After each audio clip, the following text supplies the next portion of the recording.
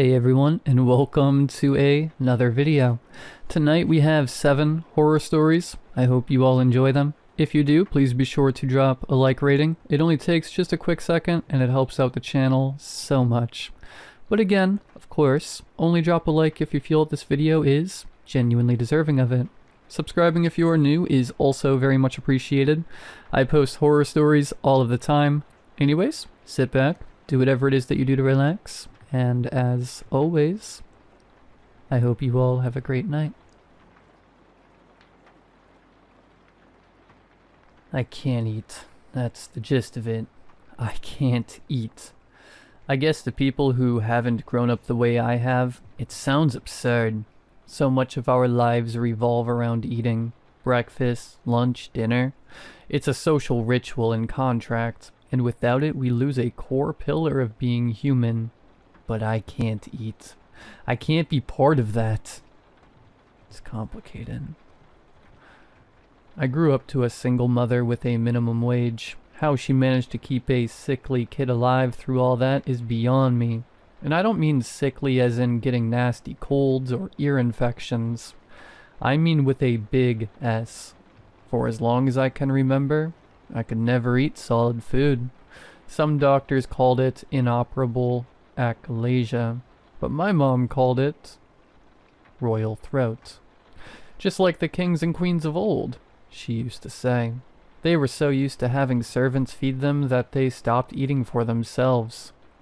It was just a nice way for her to make it sound like I was special, rather than cursed. The main problem is that I can't swallow. So instead I have a puree my food and slide it down my throat with a thick plastic tube. I can't really taste anything and the whole ordeal can look uncomfortable to onlookers. So it's something I'm very private about. I can still taste and chew things, but a pleasant taste don't really outweigh the threat of choking to death. I can drink, but it takes some effort. If it gets too hot or cold, my throat just shuts down. Same if it's too sugary, too spicy, or too sweet. And since I can't swallow, I just tilt my head back and let it run down my throat.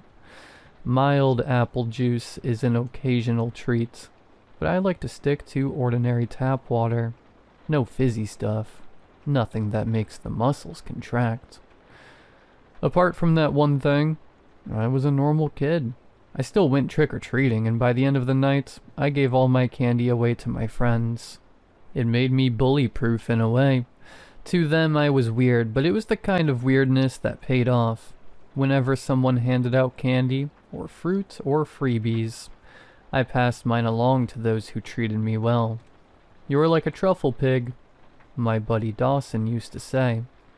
"You get to sniff out all the good stuff, but you can't have any for yourself." And that's where the nickname started. Truffle Pig. I don't know if it's some kind of myth or urban legend, but it's said that truffle pigs can never be allowed to eat the truffles they're trained to find. If they do, they're useless. They get so preoccupied with finding truffles for themselves that there's nothing left. They get a taste for it and it's all over. I got the occasional jab and mean look about the nickname, but most of them said it with love. It wasn't mean-spirited. It went from truffle pig to truffles to ruffles to just rough or ruffy. And I guess that name stuck around ever since. I graduated from high school and got a job on a clam boat. Not a fancy job, but I've always loved the sea. I never get seasick or carsick or anything like that. Maybe a side effect from having a strange stomach. So when a spot opened, I was first in line. Did it for a summer as a practice run and got hired full-time a month later. Great pay, decent benefits. We usually worked on smaller vessels, inshore boats, smaller yields that could turn a surprising profit at the local seafood markets. Whatever we could get our hands on, we could sell at a huge markup. There wasn't a single Christmas where I didn't go home with a bonus. I'd end up being the designated driver whenever I went it out with the guys. They'd sometimes forget about my deal and bring me a beer or a scotch, and they'd end up getting an extra one. I'd stare at that bowl of spicy peanuts in the middle of the table and wonder what it'd be like to pig out on them, stuff my face full and go to town, to feel the crunch in my teeth, resonating in my jaw. But that'd send me straight to the hospital, or the morgue, a yellow building just down the street. Truffle pig, look but don't taste. Mom passed when I was 27. It wasn't sudden or dramatic. It was the result of a lengthy battle coming to an end. I held a speech at her wake, divided her possessions among her living relatives, packed all her things in brand new cardboard from the tool shop, picking apart a careful knick-knack ecosystem where everything has a place, leaving only pale walls and dust bunnies. It's kind of funny though. There was one picture of her and I from when I was just an infant. Back then I had brown eyes and hair. I thought it was someone else at first, seeing as how I now have my mother's blonde hair with green eyes. But there was a note on the back confirming that it was, in fact, our first picture together. I was offered a few days off work to get my affairs in order, but I declined. Stepping away from your routine underlines how painful the change is. By declining it, you're robbing it of its power. That's what I thought, at least. But when it rains, it pours. And maybe I was distracted that one morning in early May when I turned on to the interstate. I'd gone down that road 1,000 times, but just this once, I didn't pay attention. Maybe the other driver didn't either. Either way, the collision was violent. No one died, at least. They had to cut me out, but the other guy walked away without a scratch. They put me in a neck brace and took me to a hospital. Ran all kinds of tests. I had a fracture in my left leg, but apart from that, it just looked bad. Most of it was surface level stuff. They still did their due diligence though. X-rays, checkups, the whole shebang. I'd have to wear a cast on my leg, but apart from that, I'd be fine. I remember the final day before they sent me home. The doctor, a middle-aged Indian woman, went through my X-rays and talked at length about how lucky I'd been.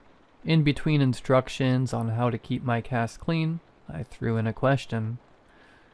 "What about my neck?" I asked. "Am I gonna have to change how I eat?" "No, that should be fine," she said. "Why do you ask?" "The achalasia," I said. "It's inoperable. Should be in my file." "Achalasia?" She looked at me for a couple of seconds, then back up at the X-ray.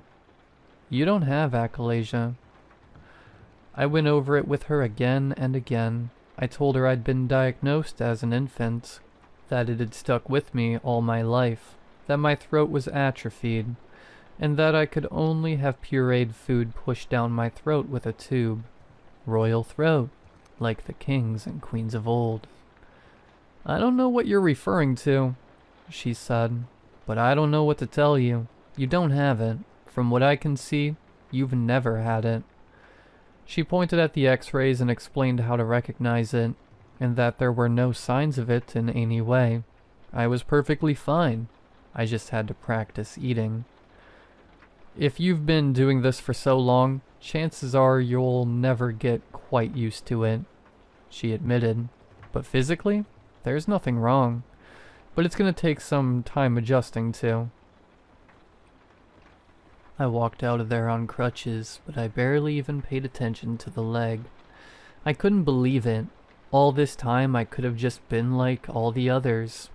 Someone must have misdiagnosed me, but there was nothing in my file suggesting there'd even been a conversation about achalasia in my past. In those files, I was perfectly healthy. Always had been. I couldn't make sense of it. There had to be a reason I'd lived the way I had. I decided I would go through my mother's things to see if there was a hint. I had boxes to go through a second time. Maybe I'd miss something. I got a ride from the hospital by my buddy Stevie. 40-something, father of 3, salt of the earth kind of guy. The kind of person who has a pickup and doesn't mind helping you move. 'Cause that's just what you're supposed to do. He must have noticed I was a bit quieter than usual. "Don't worry about work, Ruffy," he said. "Give it a couple weeks." "Thanks, but that ain't it," I said. "It's my throat." "Whiplash?" he asked. "Got an ache or something?" I explained to him what the doctor had said, that I was fine and always had been. I told him about the x-rays, how nothing showed, and how there was nothing in my files. Stevie got so caught up in the story that he almost missed a green light, making the guy behind us lean on the horn. Stevie snapped out of it and stepped on the gas. "That's messed up," he said, making a left turn. "But I mean, that's good news too." "I suppose, yeah." I was gonna have to get used to a new way of living, one where I could sit by the table and share a meal. I had a hard time wrapping my head around it. I was a bit scared. After all, what if I didn't like it? Could I just go back to pretending? But first, I had to give it a try. I couldn't just go trudging into a restaurant and order a ribeye. I had to try something small. I had Stevie drop me off at the supermarket. I bought some yogurt, cucumber, and chocolate ice cream. I asked him to join me in the kitchen. I figured it'd be best to have someone call for help if things went sideways. Like the doctor had said, even if I was physically okay, it'd take time getting used to the sensation. There aren't exactly any tutorials on how to eat. It's supposed to come naturally to us. It's not something you learn. We sat down at my kitchen table and I cracked open the yogurt. Stevie had a Coke. I didn't have any cutlery, so I had to grab a teaspoon from my mom's kitchen box. I dipped it in the yogurt, picked it up, and observed. My heart was beating out of my chest. "You alright?" Stevie asked. "Nervous." "Just try a little," he smiled. "Try to enjoy it." So I tried it. I let my tongue soak in the soft vanilla and acidic tang. I took a deep breath, leaned back, and just tried. I almost choked as my throat muscles cramped up, but it went well enough. It was wildly uncomfortable, though. I coughed a little, but held up a hand to show Stevie I was okay. I tried a little more, and then some ice cream. It was difficult, and I could feel an ache in my throat. I was flexing muscles I'd hardly ever used. Over a painstakingly slow hour, I tried little bits and pieces of things. I was getting used to it, slowly but surely. I had to stop when I got to the cucumber, though. I cut it up and tried eating it like a mush, but part of the skin got stuck in the back of my throat. I ended up having a coughing fit. Stevie had to give me a couple back slaps. We decided to pause for the day, but it was promising. I was feeling something I hadn't felt before. It was a new experience, and I was getting better at it. "Give it a month," said Stevie. "By the time that leg cast is off, you'll be a brand new person." Over the next few days, I was stuck at home waiting for my leg to heal. Meanwhile, I took some time going through my mom's stuff. Everything from old phone books to photo albums. There were a lot of baby pictures, but they weren't in a particular order. In most of them I had blonde hair and green eyes, but there were a couple where it was still a clear brown. I could see a couple of things change in my mom, too. Her hair getting longer, the marks under her eyes growing deeper. But there were other things, too. There was this one picture where she was breastfeeding me, and another shortly after where she used a bottle. There was also one where she'd been in some sort of accident, wearing a bandage that reached up to her shoulder. All the while I was microdosing on food, little pieces of ice cream and yogurt, mashed potatoes and gravy, a strawberry sorbet. It took some time to get my throat moving, but after just a couple of days I could swallow with little to no problem. The first solid food I ate was a salty peanut. I bit down and chewed it for so long that my jaw ached, and when I finally swallowed, I could feel a tingle in my neck, like little puzzle pieces falling into place. I was so relieved I could cry. I ended up eating a whole bag, letting a rerun of Friends echo in the background, but all I could hear was the sweet crunch of peanuts breaking against my perfect enamel. It was such a filling sensation.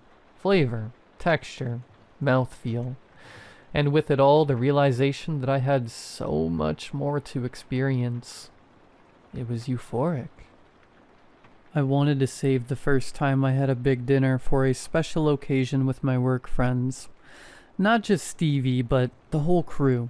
My cast was still healing, so I had some issues getting around, but that wasn't gonna stop me from having a fantastic night.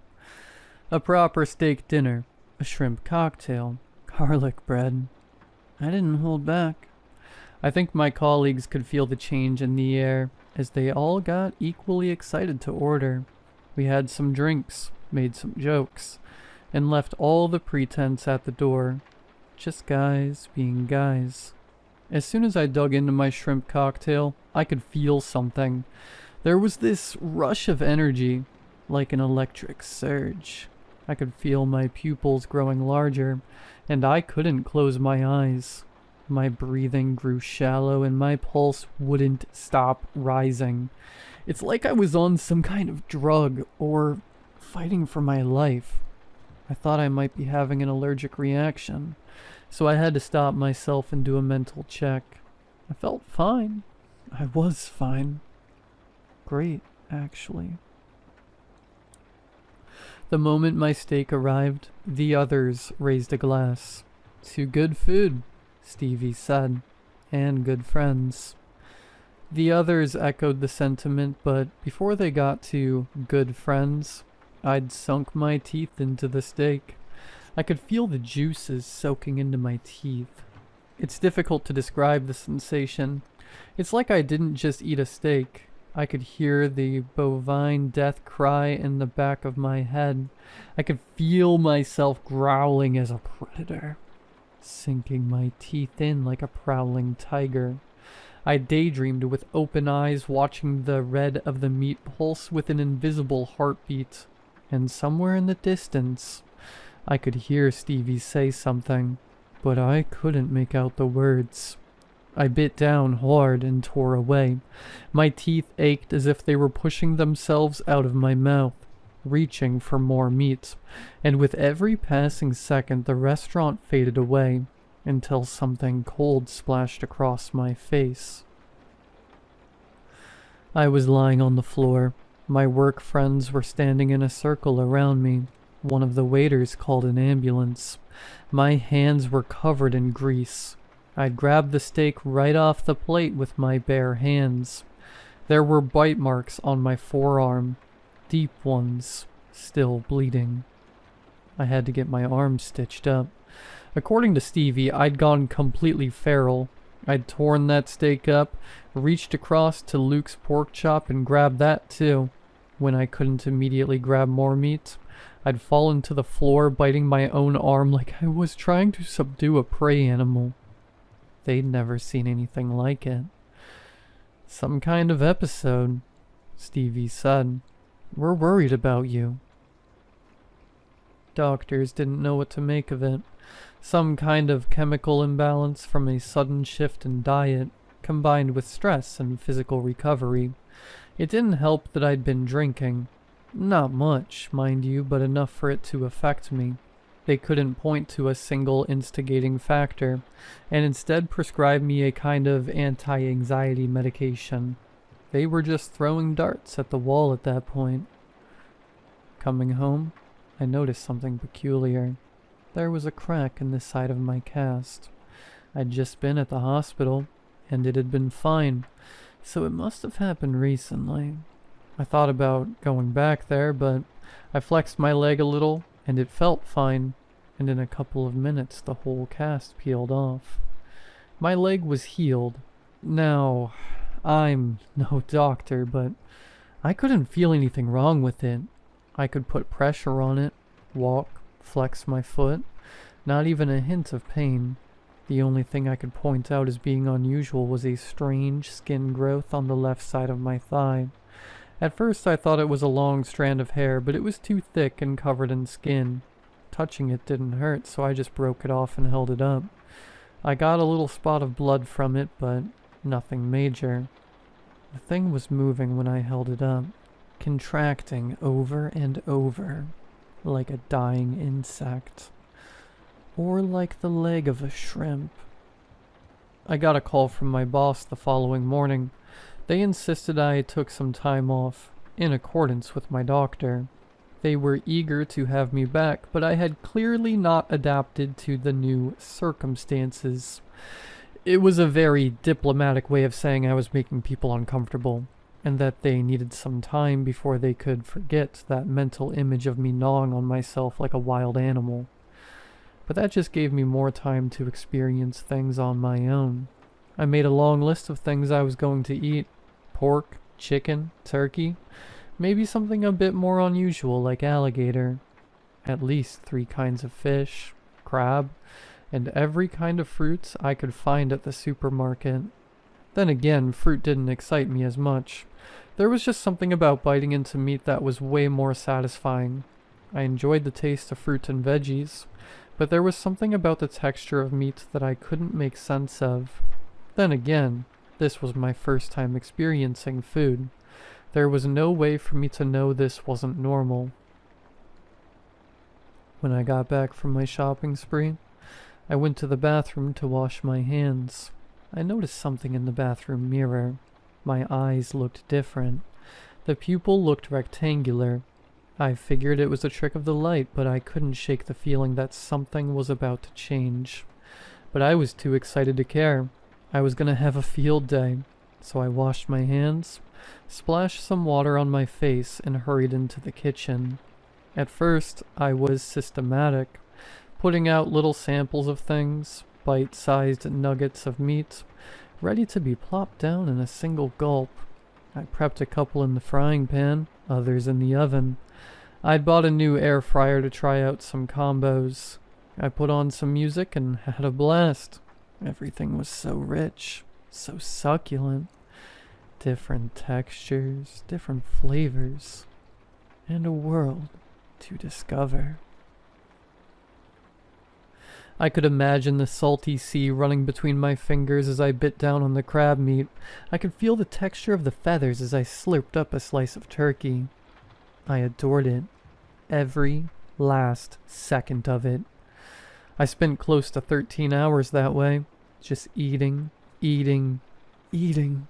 The shops closed and opened, and I was first in line to get more.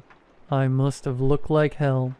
That's what the look on the cashier's face said, at least. I would fall asleep at the dinner table, still holding my next piece of meat. A chicken wing, a tomahawk steak, an honest-to-God cheeseburger. I'd close my eyes and keep eating, dozing off between bites. It was heaven. Well, I didn't know it at the time. I kept that up for 49 hours total. I was in this meat-stained daze, not knowing what was happening around me. I'd missed calls and appointments, emails, bills to pay. I hadn't paid attention to any of it, and my systematic approach had completely fallen out the window. It was a marathon. When my kitchen ran empty, I lumbered to the bathroom. My stomach felt like wearing a backpack on the front, like an imbalance. I had to lean my arms against the wall to keep myself from tipping forward. I was scared to look in the bathroom mirror, but I did it anyway. The pupils of my eyes had gone horizontal. The skin of my left leg had hardened into a kind of shell. My teeth had grown long and jagged. My nails curled into claws, and throughout my hair I could find these long hollow tubes, like the growing feathers of a baby bird. My tongue was thick and discolored, my skin turning a reddish brown, with white milk-like spots. I just stared at myself, not grasping that this was a mirror. It showed me, but it wasn't me anymore. And when that realization hit, 2 thoughts struck me at once. One, that I was destroying myself, that this whole ordeal was what my mother had tried to avoid. Two, that I didn't want to stop. I needed to keep going. I went through my mother's things in between meals. It is hard to piece together a life after it's gone, but it's even harder when you think you already know what it looks like. But my mother's life was very different from what I imagined. Sure, my father was a mystery. There was no mention of him anywhere, except that they met at a punk concert back in the 90s. But she'd lived a very full life since then. She'd had friends, lovers, and plans of her own. But one thing stood out in particular: how I'd lost my brown hair and eyes. From what I could tell, she'd hurt herself in some way, and after that, I'd changed. It was around that time where I'd gone from breastfeeding to being bottle-fed. A thought hit me, an uncomfortable one. I thought back on what I'd done with that steak, and the way I'd torn into it.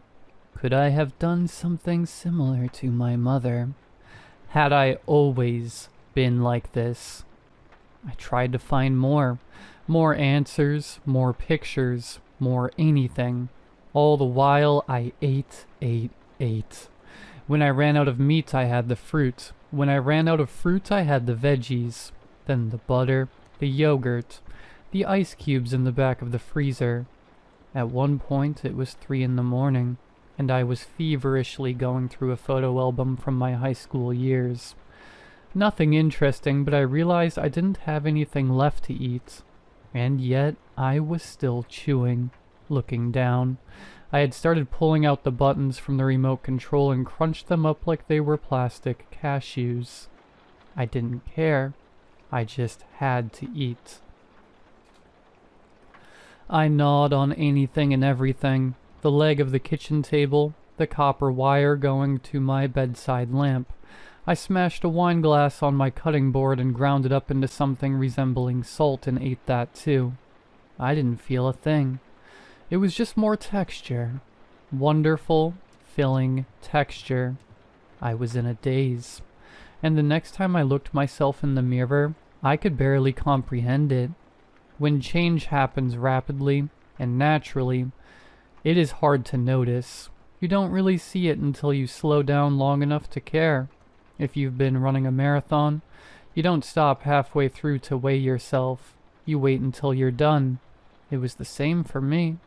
I didn't realize the changes until I'd slowed down long enough to reflect on them. I wasn't human anymore. My hands had turned into this amalgamation of hoof and claw. My back was bent over with a fish-like ridge running along my spine. My eyes had 3 different colors, and one of them were coming out of the socket. If I concentrated, I could move it in and out, like the eye stalk of a crab. A couple of my teeth had turned to glass and ceramic. I could spot copper cables running under parts of my right bicep. Anything and everything I'd consumed with gusto had integrated into me, one way or another. I couldn't call for help. My fingerprint didn't register on my phone lock. I couldn't make words in my mouth to speak. I'd turned into a flesh prison. You are what you eat. I'd lose track of time. One day I'd have a tail dragging after me. Another I'd have a wing instead of an arm. My whole body was bubbling, like a boiling cauldron, shifting with every bite. But with nothing left to eat, it was devouring itself, eating the last parts of me that were human. I'd awakened a process that couldn't be stopped, and it would turn on itself instead of letting me starve. There was no one to call for help. I could barely close the blinds to my windows. I spent most of the time in the shower, drinking water straight from a busted pipe. I'd spend hours there, drinking, watching myself mutate. I could even affect it, in a way. Another finger, I'd think, and there'd be another finger. But it was getting harder to think, to comprehend, to put thoughts together in a way that made sense.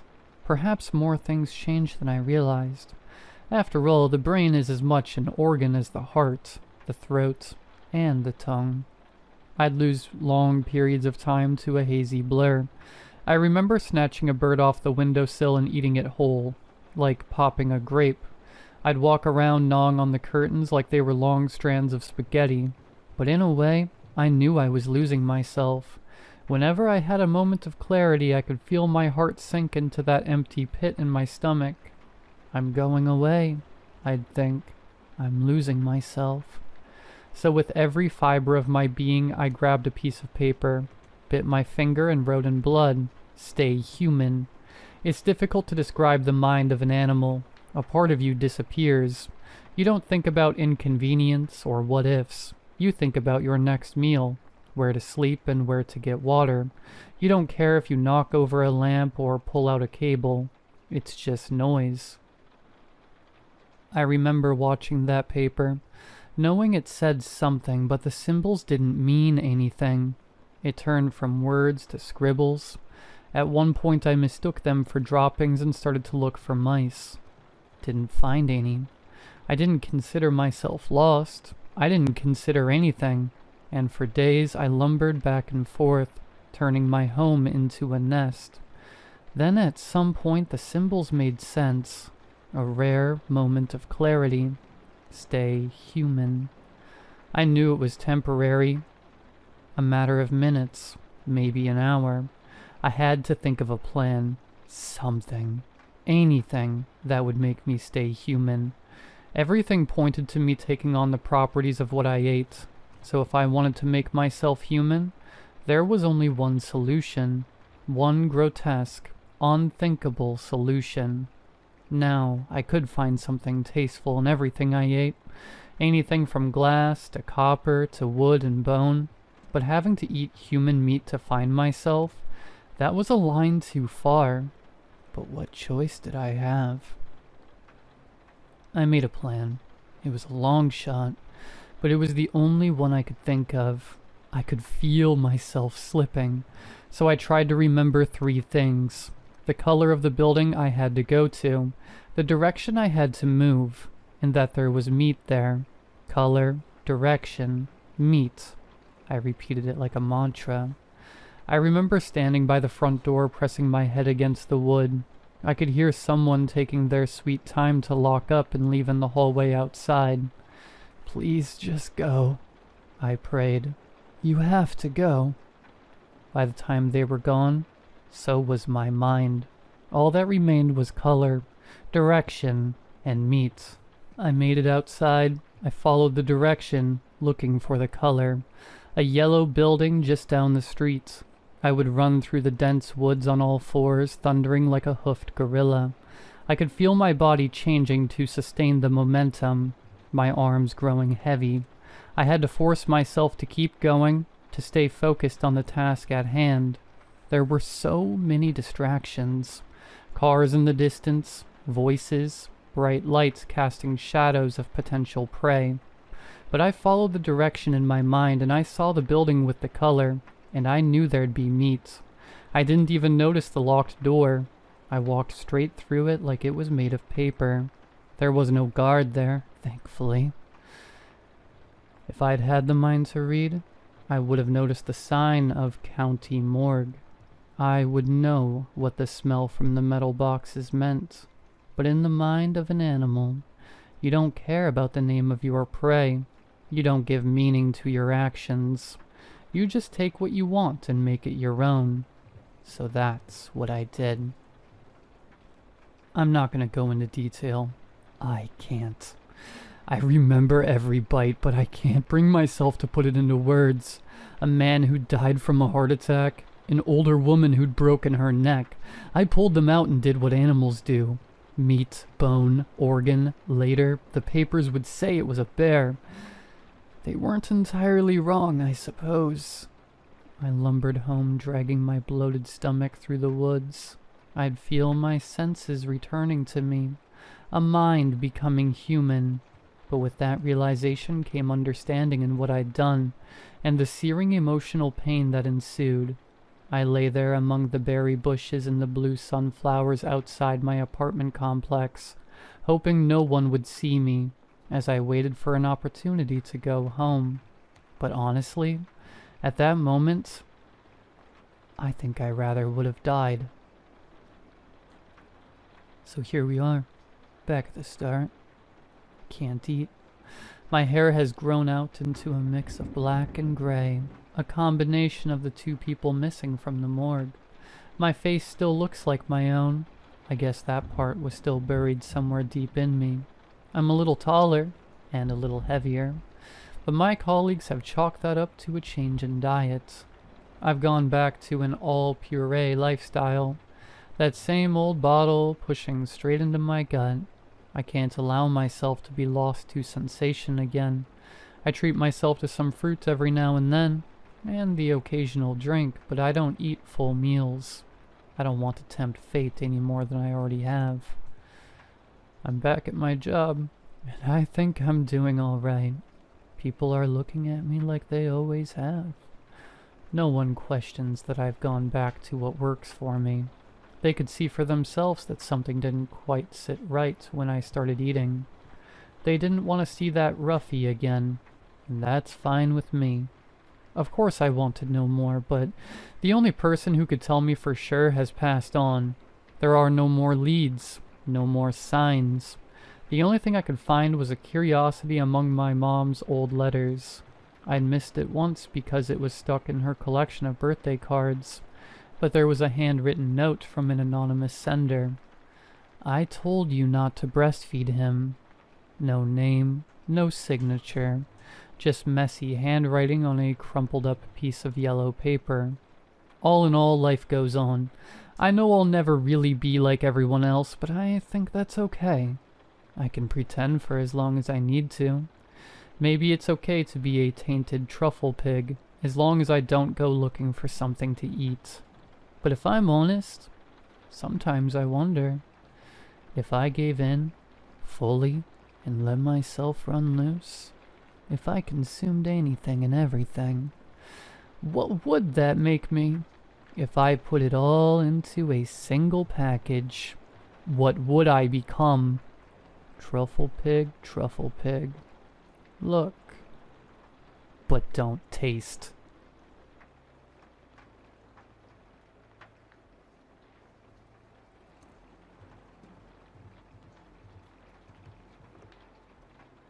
It started small.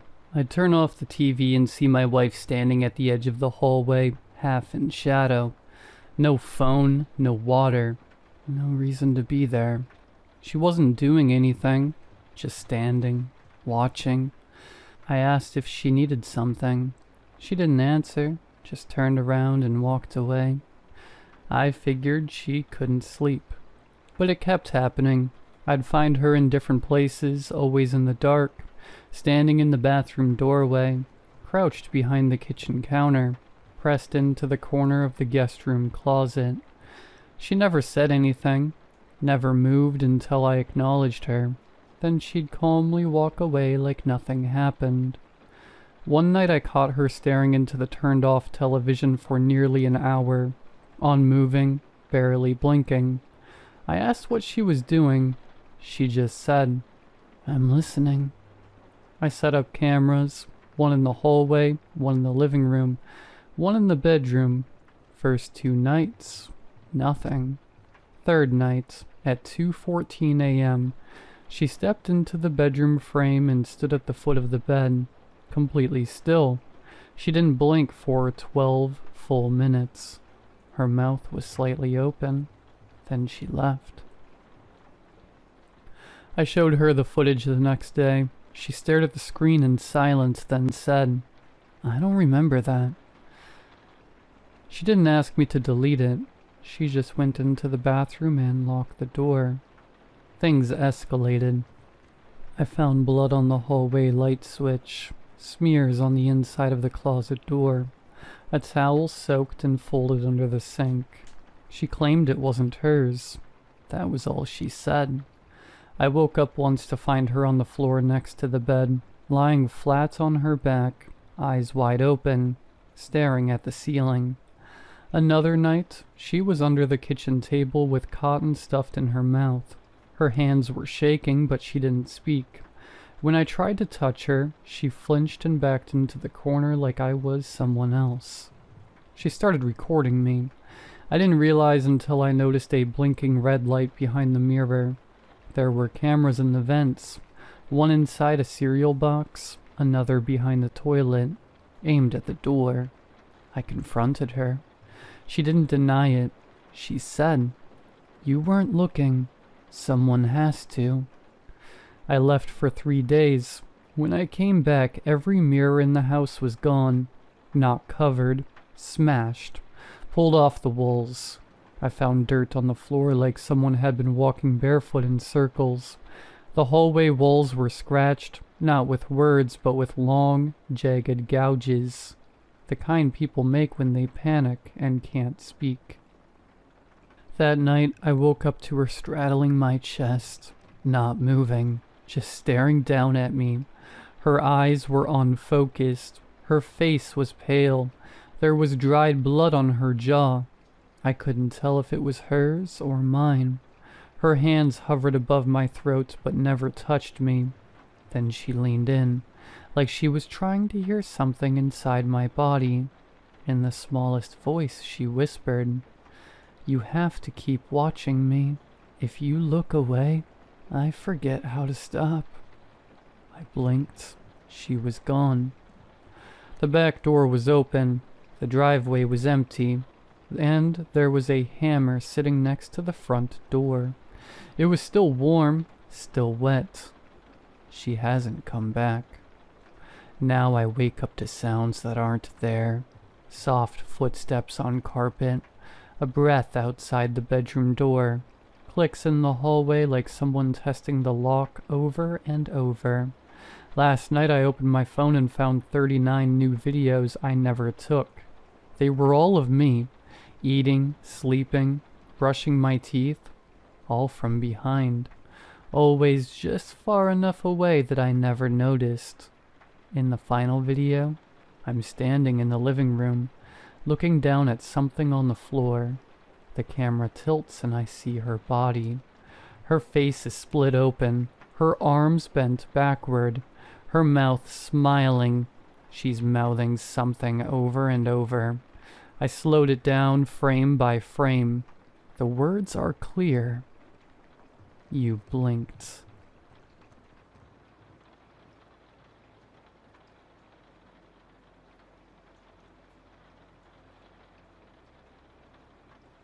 Airports make my skin crawl. Not anything about the building itself, but everything that comes with it. The constant squeaking of shoes against newly polished tile, the sound of crying babies, and the murmured apologies of their parents. And the smell, too. The airport in general was a mess of various scents, some pleasant, like freshly baked pretzels, and some not so pleasant, like the stench of body odor. It was a sensory nightmare, and I avoided it whenever I could. I was content with living the rest of my life in my little town, in the same country. However, fate had other plans. One of my friends, Julian, told my mom he was heading across the country for school. She saw it as the perfect opportunity to get me out of the house. I applied thinking my grades were too low to matter. But since God hates me, I got in. The plan was set. Julian would have already arrived at New York before I even left, meaning he would pick me up the moment my flight landed. Before I knew it, the day arrived and Mom was dropping me off at the airport. "It's time to grow up, Marin," Mom said, placing a hand on my shoulder. After one final hug and goodbye, she left, leaving me utterly alone, gazing up at the sterile edifice towering over me. Before I entered, the smell of sanitation spray and coffee wafted through the automatic doors. I checked my watch. 3:30 a.m. With a sigh, I entered the airport, my suitcase rolling behind me. I weaved through families, businessmen, and employees alike until I finally reached a respite. A large screen with some dated software, displaying flight times. Scanning the list, I found mine. Gate 5, 5 a.m., New York.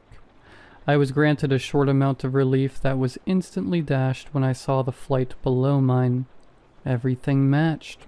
Same gate, same flight, same time. Except for one thing. NWE, York. I frowned, squinting in the dim light. I couldn't be right. I knew the airport was old, but surely they wouldn't miss such an obvious mistake, right? It was something so trivial, but it bothered me to no end. I hobbled over to a worker and alerted her of the error. She just blinked twice before snorting. "First time?" she asked, and I nodded sheepishly. "Yeah, I thought so. Don't worry, I'm sure it's just a glitch. Nothing for you to worry about." Her tone was nonchalant, and I felt myself relax just a little bit. She was right. What was I worrying about? The technology looked like it was made in the 90s, and the airport was built in the 50s, and I was worried about a simple misspell. It was just the nerves talking, and yet, despite repeating the same mantra in my head countless times, I couldn't get rid of the feeling of dread looming over me. I sat at the terminal for around 20 minutes, just watching the people around me and thinking about nothing. Eventually, the PA system came on, and the automated voice announced my flight's boarding time. Now boarding Group A for Flight 5B to JFK International, departing from Gate 5. I looked up and saw a large gathering of people at a gate nearby. The crowd moved as one, shuffling forward like a line of ants. I grabbed my bag, took a deep breath, and walked into the mob. There was a woman who was taking the tickets. She wore the traditional uniform for most workers at the airport and wore a stoic expression. "Ticket?" she said, holding out a hand. I handed her mine, and she checked it. Her eyebrows furrowed for a moment. My heart stopped. Were there problems with my ticket? Was she going to ask me to step aside? She checked the screen again, then at me, before nodding once and stamping my ticket. I breathed a sigh of relief. The line progressed slowly until finally I was on the plane. It was not what I was expecting. I've heard many stories from my friends about airplanes being noisy, with people chatting away, or the sound of children playing with toys. It was dead silent. Not in a peaceful way, though. It was a foreboding silence, like the kind you'd expect from a funeral home. I was sat beside an older woman who, from what I could tell by my peripheral vision, was staring directly at the back of the seat in front of her. I know this doesn't sound weird, but when I say staring ahead, I mean she didn't move at all, not even to blink. The entire time. And it wasn't just her. It was everyone on the plane, too. I couldn't see much because the seats were in the way, but I could tell that they were all just sitting there not moving a muscle. Out of fear of drawing attention, I sat just as stiffly, my shoulders hunched. My other neighbor, a businessman, settled into his seat with a sigh. He took out his laptop and opened it, the screen lighting up the area around us in an unnatural glow. Now being able to compare what a normal person looked like on the plane to everyone else, the oddities of the others were even more apparent. As I redirected my attention back to my surroundings, my heart stopped. The older woman was now glaring at the businessman. Her gaze was intense, as if she were trying to burn holes in the side of his head. The passengers in front had also turned around and were watching him work. My breath quickened as I glanced around the cabin. Everyone was doing the same thing, watching this man type away on his laptop, who was completely oblivious to the attention he was getting. When he lifted his head to stretch and saw the dozens of eyes staring at him, his face paled. He didn't say anything, but I could see the panic in his eyes. He shifted in his chair, head darting from one passenger to another, before finally settling on me. I could see the question in his gaze, the silent plea for help, but I had no answers. I didn't know the rules, but at that moment I knew he had broken one. I just shrank in my seat, clamping my eyes shut. I didn't dare open them again, not even when the man's typing had stopped. All I could hear was the soft hum of the engine, nothing that indicated there was anything living or breathing on this plane. When I did open my eyes, the seat to my left was empty, not even an indent of where he sat. Now, I wasn't really the superstitious type, nor was I the type to believe in the supernatural or paranormal, but I also couldn't deny what had just happened before my eyes. Whatever the explanation was, something was seriously wrong. My mind was racing with questions, but I couldn't focus on any of them. All I could do was try to keep calm and remain still, careful not to let my breath get too loud or uneven, as it seemed like the smallest disturbance could draw unwanted attention to myself. Suddenly, the screens that were embedded into each seat turned on, and I just barely managed to fight off the urge to gasp. However, I did flinch, prompting my neighbor to turn her head ever so slightly towards me. I froze, stared straight forward, and waited until she had returned her gaze back to the screen. Once she had done so, I let out the breath I was holding in. A safety video started playing, which was strange since we had already taken off, but this was far from the strangest thing about the plane, so I didn't question it. It was a rather standard video, the type that you would see on any other commercial airline, with gray animated characters showing how to fasten the seatbelt. I followed along with the animation and strapped myself in. Click. All at once, however many people were on this plane also strapped themselves in with a unified click. I was off by a few milliseconds, but either those things didn't notice, or were too distracted by the few stragglers who were off by several seconds. Others like me and the businessman, I assumed. Once again, the attention of the old woman and assumedly all the other passengers were focused on the latecomers. I didn't need to see to know that they too disappeared without a trace, just like the man next to me. The video continued and text appeared on the screen. I couldn't even read it on account of how many letters were mixed up. It was like a keyboard mash, and I couldn't make out a single word. But somehow, I still got the general message. Follow the instructions or face the consequences. At that point, I was pretty sure the consequences were death, so for the rest of the video, I followed along with whatever it instructed, making sure I did everything exactly right, down to the second. But it just kept going, odd request after odd request, with no rhyme or reason. Press the call button 3 times. Hold your breath for 10 seconds. Close your eyes for 5. The list just went on. One by one, the remaining humans on the plane were picked off. A man coughed during the 10-second holding session. He was gone. Another person forgot to put their phones on silent. They were gone. A baby started wailing in the back while the mother tried desperately to calm it. I shut my eyes and willed the tears forming in them to stay, the lump in my throat to go down, and my heart to stop its rapid thumping. No rhythm that might set me apart. The crying ceased instantly. They were gone. Soon I was the only human left on the plane. I like to think that maybe someone else was as good as me at following the instructions, and maybe they made it through unscathed, but I had no way of knowing.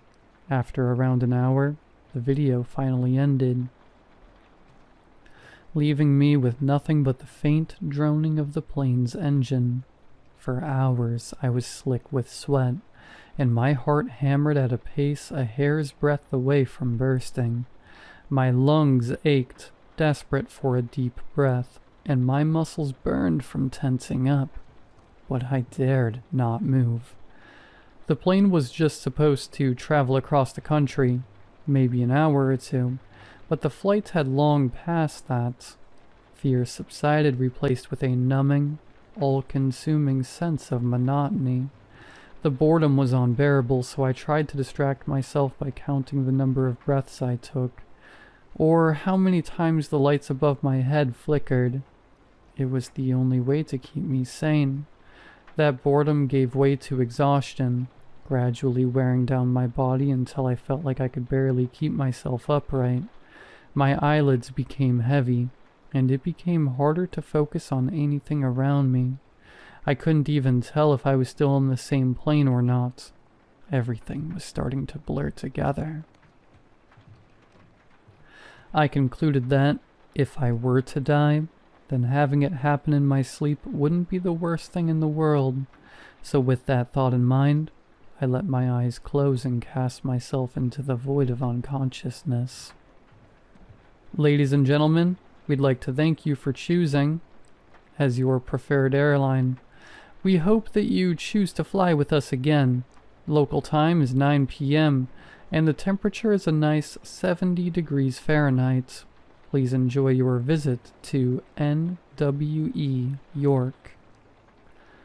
I was jolted awake by a voice crackling through the speakers, announcing our arrival to New York. I had finally arrived. I forced the memories of the trip out of my head, forced myself to ignore the empty seats around me and the blank stares of the passengers, and walked out of the plane, rolling my luggage behind me. My heart nearly leaped out of my chest when I saw Julian's form standing in the lobby, holding a sign. I was nearly about to sprint towards him and give him the biggest hug of his life when I noticed something off about him. That big, dopey smile was gone. His face was a blank page, and his eyes didn't spark with life, even as they met mine. And the sign he was holding read, WLECOME to NWE York. MAIRN.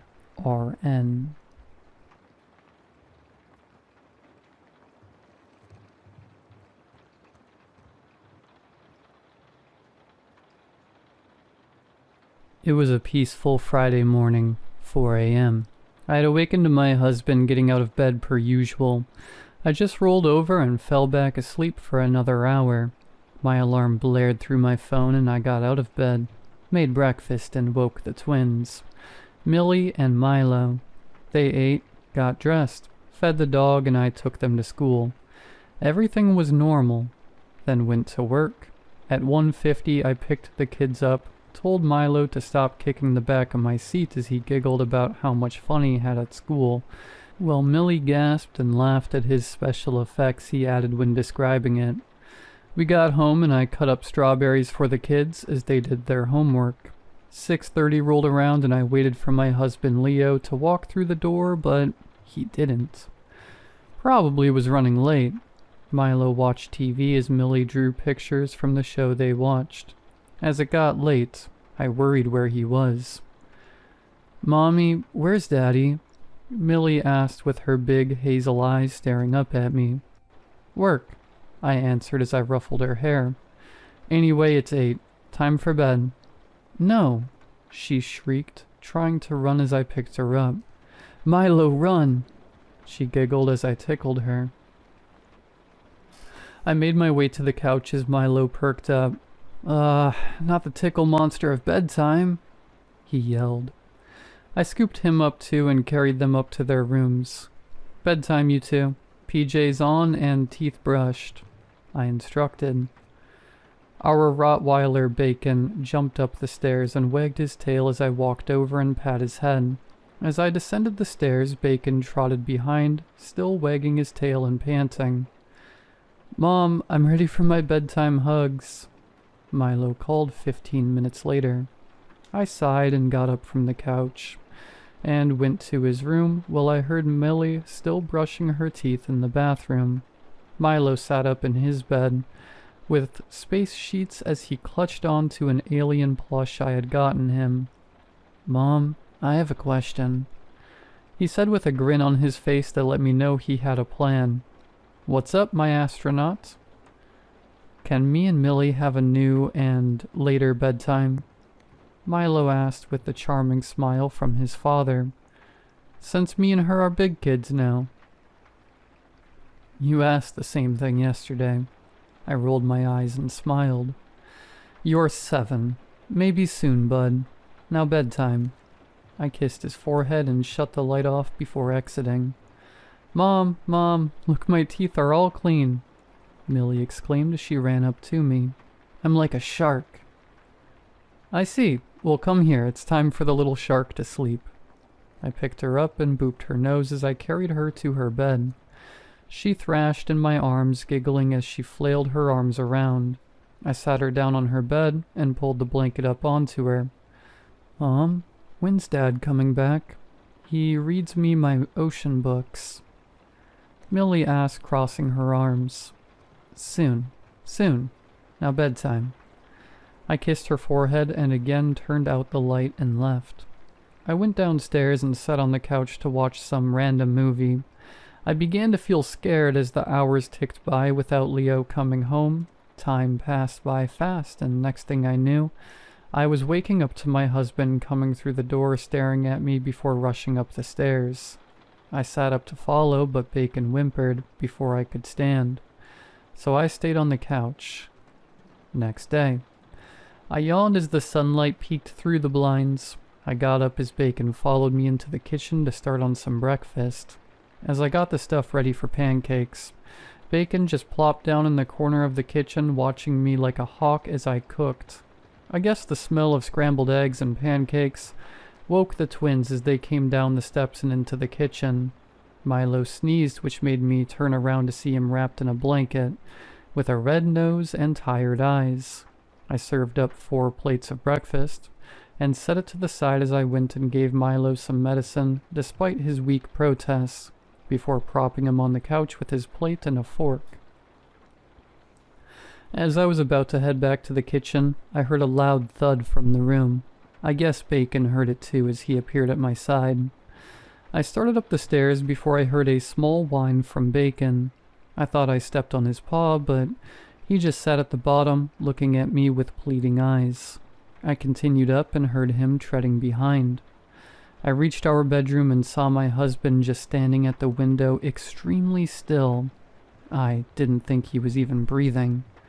Bacon growled and clamped his jaws on my shirt when I was about to go in. Leo turned to me with empty eyes and a smile so wide it made me uncomfortable. His hair was matted and he had bags under his eyes. He walked stiffly and went down the stairs without acknowledging me or Bacon. I followed as I felt something off. "Mommy?" I heard Milo scream in unison with Millie. I rushed down and saw my husband pulling on Millie's arm as she fought him with fear in her eyes. "Leo!" I shouted. He turned with the same creepy smile, and if anything it was wider. I ran between him and Millie and tried to pry his hand off her arm.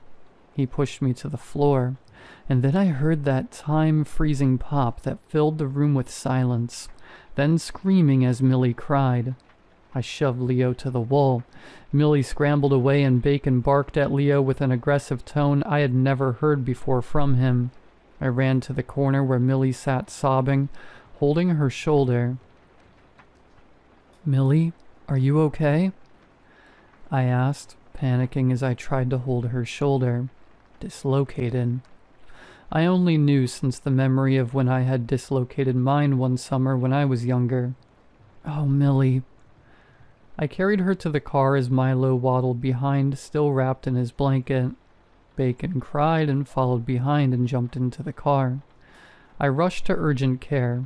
It was closer than the ER. A woman, maybe late 30s, sat at the desk typing away before she raised her focus to us. "Yes?" she asked in this emotionless tone. My daughter, she's dislocated her shoulder. I gasped slightly, holding Millie, who was still sobbing, out. Alright, I guess Ramirez can take you.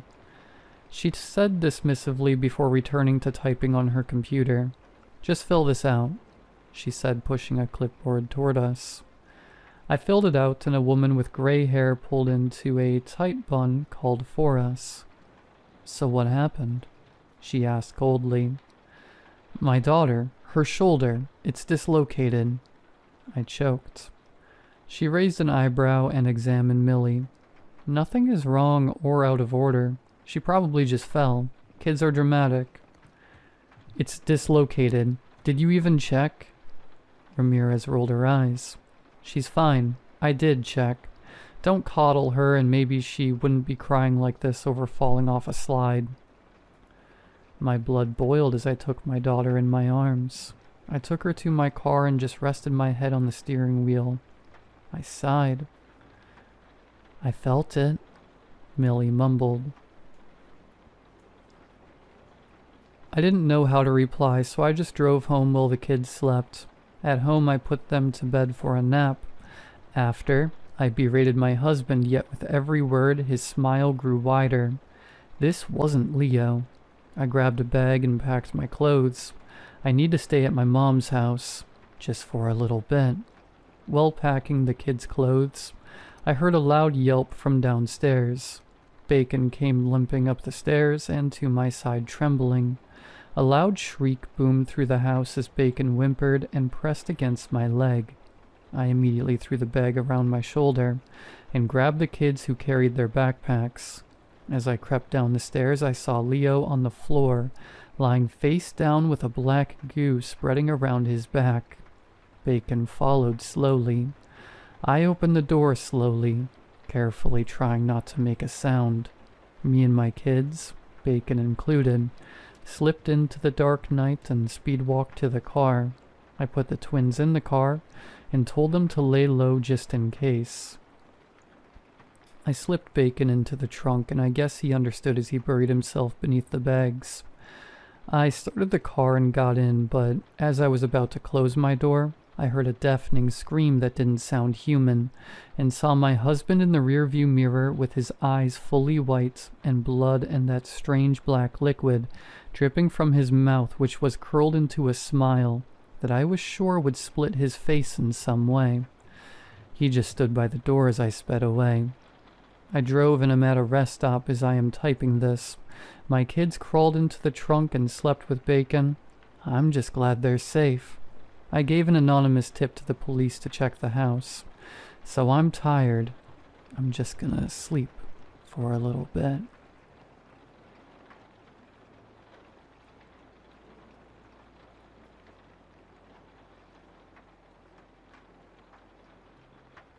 It started as a stupid accident. I was slicing chicken late at night, half watching some YouTube video when the knife slipped. A deep, clean slice across my left palm. I remember the sound before the pain, a sickening shk through skin and tendon. I swore, dropped the knife, and clutched my hand. Blood poured out fast. I wrapped it in a towel, called urgent care, and drove myself with one hand. They stitched it up, 10 tight black threads, and the doctor said it would heal fine. Come back in a week. Keep it clean. That was 3 weeks ago. It still hasn't closed. Worse, it's wider now. I kept it clean, washed it carefully, applied antibiotic cream, but every time I unwrapped the bandage, the wound looked wrong. Not infected, just open, like the skin had forgotten how to grow. I went back to urgent care. A different doctor this time. He looked at the wound, frowned. Strange. Did you reopen it? No, I said. It just won't close. He restitched it tighter this time and gave me stronger antibiotics. I followed every instruction. 5 days later, I woke up to my bed sheets sticky with blood. The stitches had burst. The wound looked hungry, the skin on either side pulling apart, like it wanted to gape open. The meat inside looked darker, not infected, different, like something was moving just below the surface. I didn't go back. Something about the way the doctors touched it, how quickly they backed away, how they exchanged glances, told me they didn't want to see it again either. Instead, I kept it covered, started filming it, watching it. Every night, same setup, lights off, infrared camera from my job. I do AV installs. Lens fixed on my hand while I slept. I didn't expect to catch anything. The first night, nothing happened. The second night, I twitched and turned, scratched at it in my sleep. The third night, something came out. It was just a frame or two. Had to go frame by frame to see it. A dark, thin shape almost like a spider leg poked out of the wound. Then another. Then they slipped back in. The video ended with me mumbling in my sleep and rolling over. I watched it 10 times. That wasn't a dream. The wound pulsed around the edges, like it welcomed whatever that was. I haven't been able to sleep since. I keep watching it, keep recording. Every night the thing comes out for longer. On Thursday I saw what looked like a face, small, featureless, gray. No eyes press up against the inside of my hand, like it was testing the boundary. It stared up at me from the inside of my own flesh. I've started hearing whispers at night. They come from inside the walls at first, but eventually they settle around me, like static building inside my skull. It's always the same voice. Let it open. Let me out. Sometimes I dream I'm holding hands with myself, except the other me is hollow, and something is shifting behind his eyes. In the dream he says, "You split the veil. We never forgot." I don't know what that means. I'm not religious, not spiritual, not into weird rituals or anything like that. I just cut my hand. That's all. But I think whatever I cut into wasn't just me. Last night the wound reached my wrist. It didn't bleed, it just unzipped, smooth and silent, skin curled outward like pages peeling back. There's no pain anymore, just a low vibration like my hand is a tuning fork or something old and far away. I saw bones, mine, but they were moving, rearranging, making room. For what, I don't know. But it's getting closer to the elbow now. I can't go to a hospital. I know they'll cut the arm off, and I think it'll keep growing anyway. It doesn't want out of my arm. It wants out of here. If anyone reads this, listen to me. Don't cut too deep. Don't let your wound stay, because once it gets out, I don't think it'll go.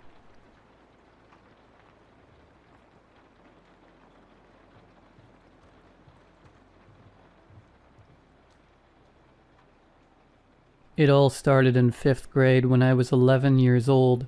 It was a pretty normal Monday afternoon after school. My older brother and I were raised by a single mother, so she was often working late into the evenings. We lived in rural northeast Tennessee, and our backyard bordered the Cherokee National Forest. It's a valley community deep in the mountains, and there's not much to do there that doesn't involve the outdoors. A creek ran through our yard, and my brother and I would follow the creek up the mountain. If you followed it long enough, probably about 1.5 miles, you came to the source, which was a natural spring coming right out of the rock. There was a little waterfall that fed into a big swimming hole that we would frequently visit to swim in the crystal clear water. Many days were spent splashing around, or turning over rocks and catching crawdads, frogs, and snakes. On this particular day, we decided to climb to the top of the waterfall, where the mouth of the spring was. We didn't normally go up there because we were afraid of falling, but I guess we were just extra adventurous that day. I was laying on my back in the shallow water ahead of the drop. Not floating, it was too shallow. Just laying on the smooth river rocks and looking at the clouds. My brother dared me to get closer to the edge. He called me a chicken and said I was too scared. He went and sat on the edge with the water flowing around him, looking down at the swimming hole. Well, I'm not a chicken, and I took his challenge. I went and sat right next to him on the ledge. I knew my brother was pretty mean, and I also knew he was probably going to pretend to push me to scare me. I decided I would flip the switch on him and jump off when he did. I don't know what possessed me to finally make the jump, but it's something we had talked about before. It wasn't a particularly tall waterfall, maybe 15 feet. Possibly less, because I was a lot shorter back then. It probably seemed much taller than it really was. The water, likewise, wasn't some rushing river rapids, just a calm little creek. Like I suspected, he gave me a light, playful little shove, and without thinking I let myself slip off. I knew the swimming hole was very deep. We'd never been able to reach the bottom by swimming down, and we'd done all manner of things to try and gauge the depth.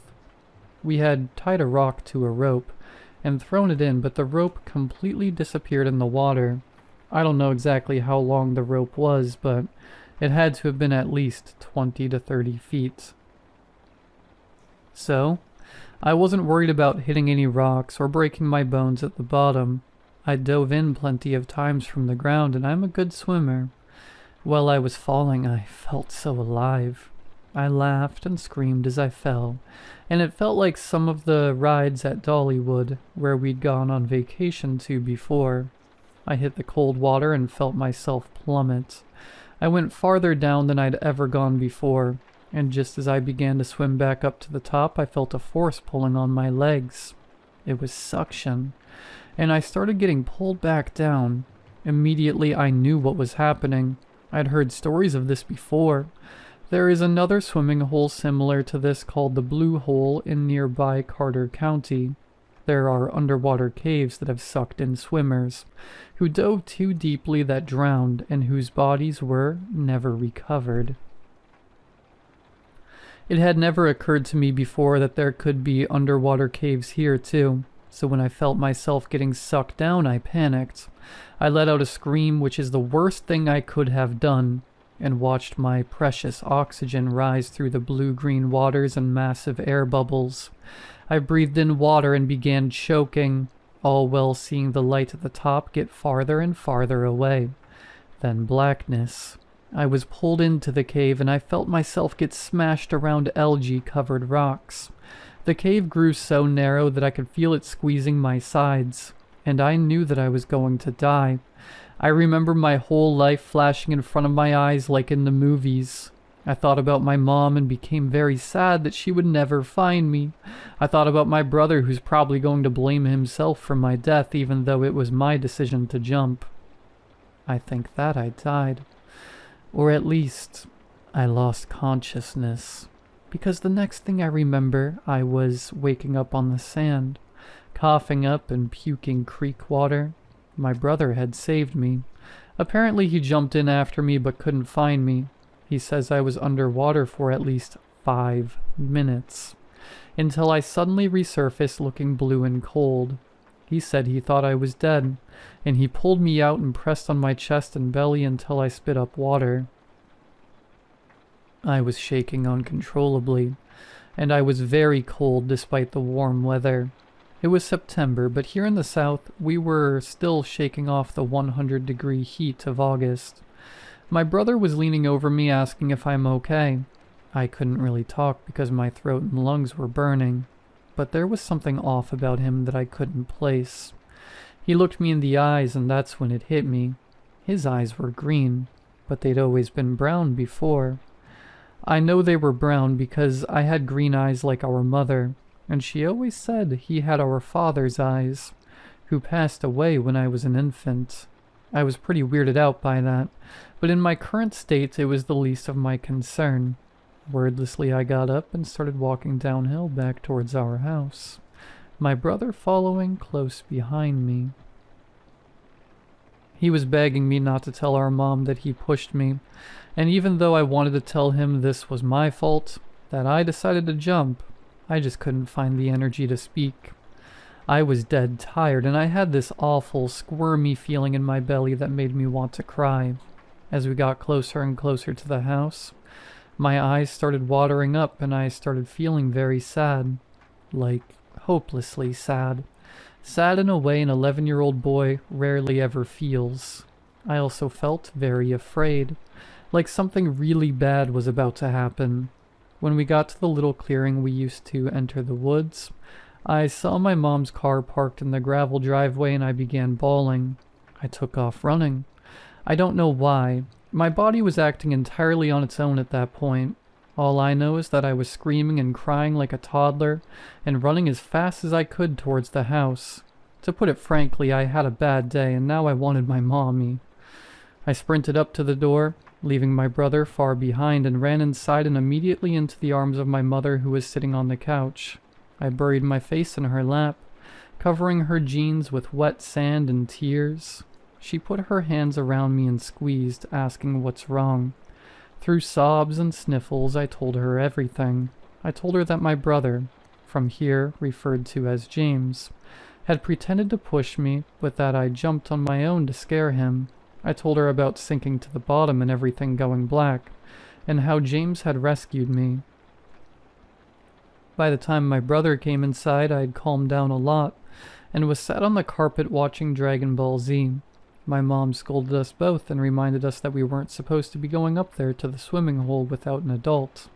She grounded my older brother, but decided my experience was punishment enough for me, so he was sent off to his room, while I got to keep watching TV. Later that night, my mom was helping me with some homework and kept giving me these weird looks. I asked her what was wrong, and finally she said, "Your eyes are green." She said it like it was a question. I said, "Duh, Mom, they've always been green." She said she swore they were brown. She even got out old pictures of me, and sure enough, I had brown eyes in all of the pictures. But they were green now. It's kind of funny because she was freaking out that my eyes were green while I was freaking out that they had never been brown. This caused a bit of a stir in the house. She called my grandma, who also confirmed I had always had brown eyes up until now. She made an appointment for me to go to the doctor the next week, and I guess I tried to just put it out of my mind until then. The next day I went to school like usual, and a few kids commented on my eyes and how they didn't realize they were green up until now. I was, and still am, of the opinion that they've always been green, and I insisted as much. Everything else was like a normal day until just before recess. There was an emergency staff meeting called. Our teacher returned from the meeting with the AV cart and started plugging up the TV. We all cheered because we thought we were watching a movie. But when she turned it on, we were watching the news. A plane had just flown into the World Trade Center in New York City. It was Tuesday, September 11th, 2001. I remember very vividly when the second plane hit on live TV. I remember the collective gasp of 25th graders seeing mass murder for the first time. I don't think that I fully understood really what was going on, because initially they were reporting it as an accident. But after the second plane, it was clear that this was an actual attack. Right away I thought, it must be the Soviets. To my knowledge, up to that point, the Soviet Union was still around and the Cold War was still raging. I even asked the teacher if she thought it was the Soviets, and she gave me a weird look and told the Soviet Union was gone, and had been gone since before I was born. I told her she was wrong. I distinctly remember learning about the Soviet Union in social studies class, and that it was still our country's greatest enemy. She shut me down pretty quickly, and I checked my social studies book, which confirmed what she said. The Soviets were gone. Now I can chalk that up to my dumb little kid brain just mixing things up. But what I'm positive I didn't mix up was the movie Rambo 3. I loved all 80s action movies growing up. RoboCop, Terminator, Aliens, and yes, Rambo. I'd seen them all, and I knew that Rambo 3 was my favorite. It involved Rambo going into space and destroying a Soviet space station that was able to launch nukes from orbit. But when I watched it now, it was about Rambo in Afghanistan, fighting the Soviets there. I thought that Afghanistan was actually part of the Soviet Union. I swore I remembered hearing about them taking it over in the 90s. I'm not exaggerating when I say I had to have watched Rambo 3 dozens of times by then. It played on TV all the time, and I'd always watched it if I could because it was my favorite. I can quote lines from the movie, and I very distinctly remember Rambo's sweaty face as he blew up the space station while he was still in it. He died at the end of the movie. I kept thinking, this new Rambo 3 must be a remake, or a prequel, or something. We didn't have the internet back then, so I couldn't just look it up, but I do remember asking about it at Blockbuster's Video, and the guy there having no idea what I was talking about. He suggested I was thinking of the James Bond movie Moonraker, but no. I'd seen that one too, and this was different, and a lot better. I digress. They sent us all home from school early that day, and my mom had to leave work to come pick me and James up. She had stopped on the way to get lunch from a diner we often visited. She wanted to surprise us with a quick lunch. When we got home, she handed me my food, a club sandwich and fries. She called it my favorite, and was clearly expecting to see me get excited when I saw it. I was more of a chicken nuggets kind of kid, and had, to my knowledge, never eaten a club sandwich in my life. I told her I'd never had it before, and she told me to stop being silly because it's what I got every time. I tried it, and hated it. The toast was too dark, and cut the roof of my mouth. The fries were good, though. On TV, every single channel was showing news footage of the attack. James was still grounded, so going outside and finding something to do with him was off the table. I ended up just laying in my bed playing Pokemon Red on my Game Boy until I drifted off to sleep.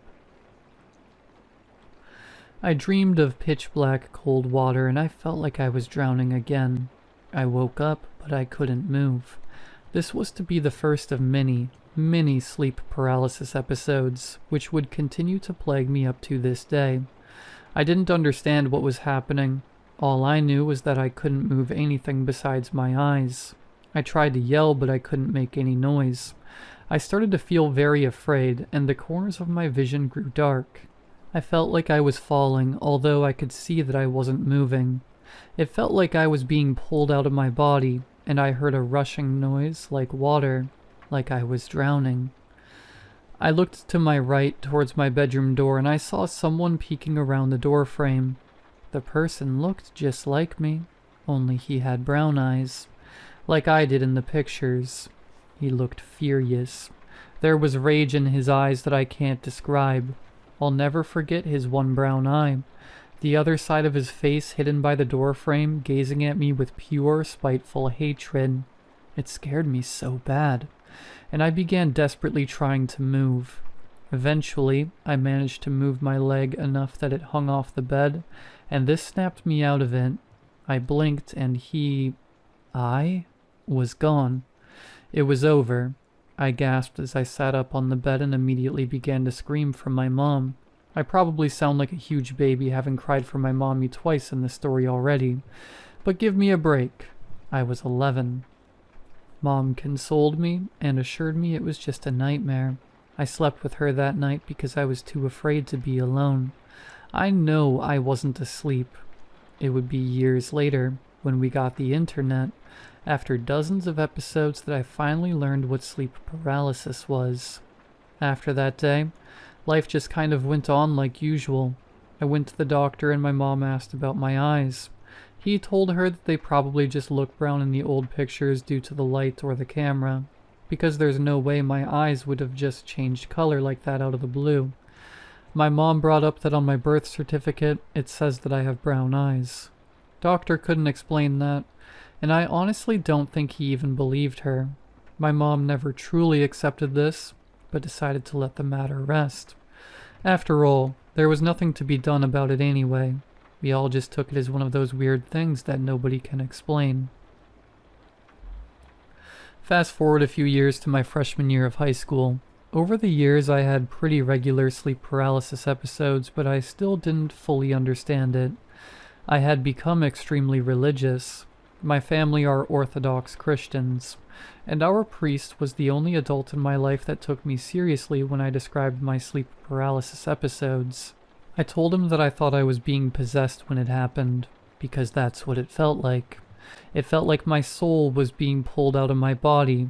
Well, our priest, Father Tikhon, didn't want to scare me. It was clear he was also concerned that I was experiencing could be demonic in nature. I don't think that I believe that now. Not quite, but at the same time, an adult validating my fears and offering solutions was a godsend. No pun intended. He told me when it happens to repeat the prayer we use with our prayer ropes, sort of like a Catholic rosary. Lord Jesus Christ, Son of God, have mercy upon me, a sinner. So that's what I did. Every time it would happen, I would say in my head, since I couldn't speak, the prayer over and over until it stopped. This seemed to work, and as long as I said the prayer, I didn't see the version of me with the brown eyes. That version never grew up, by the way. He remained 11 as I continued to get older.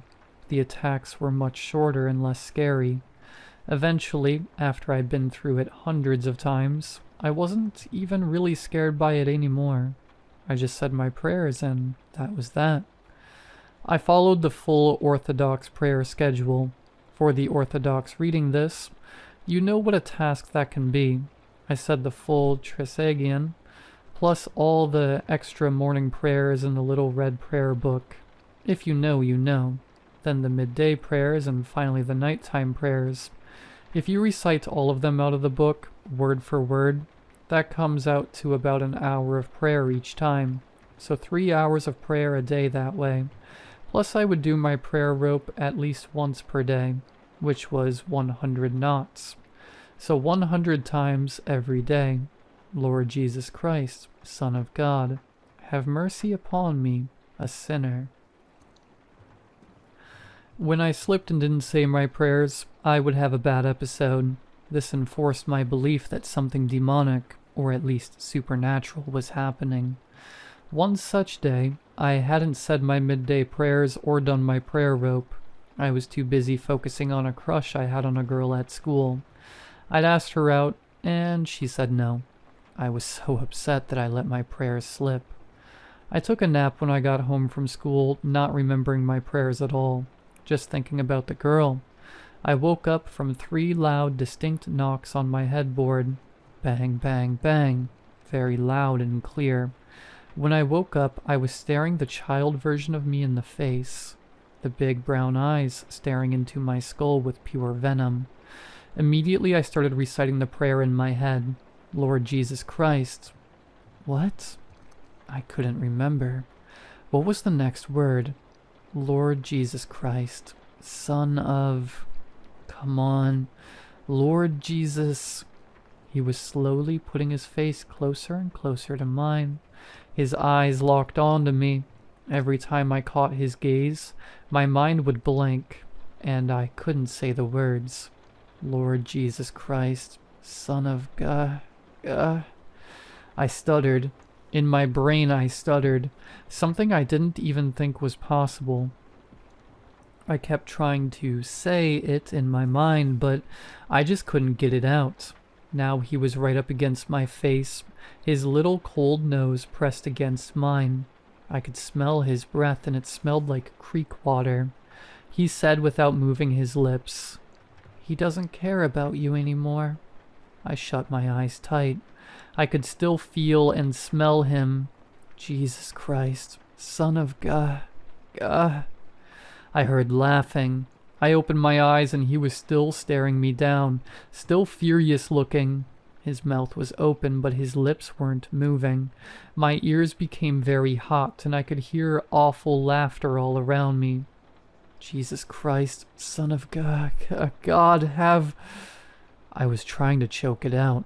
Almost there. Don't look at him. I heard the boy's voice again. He's not listening.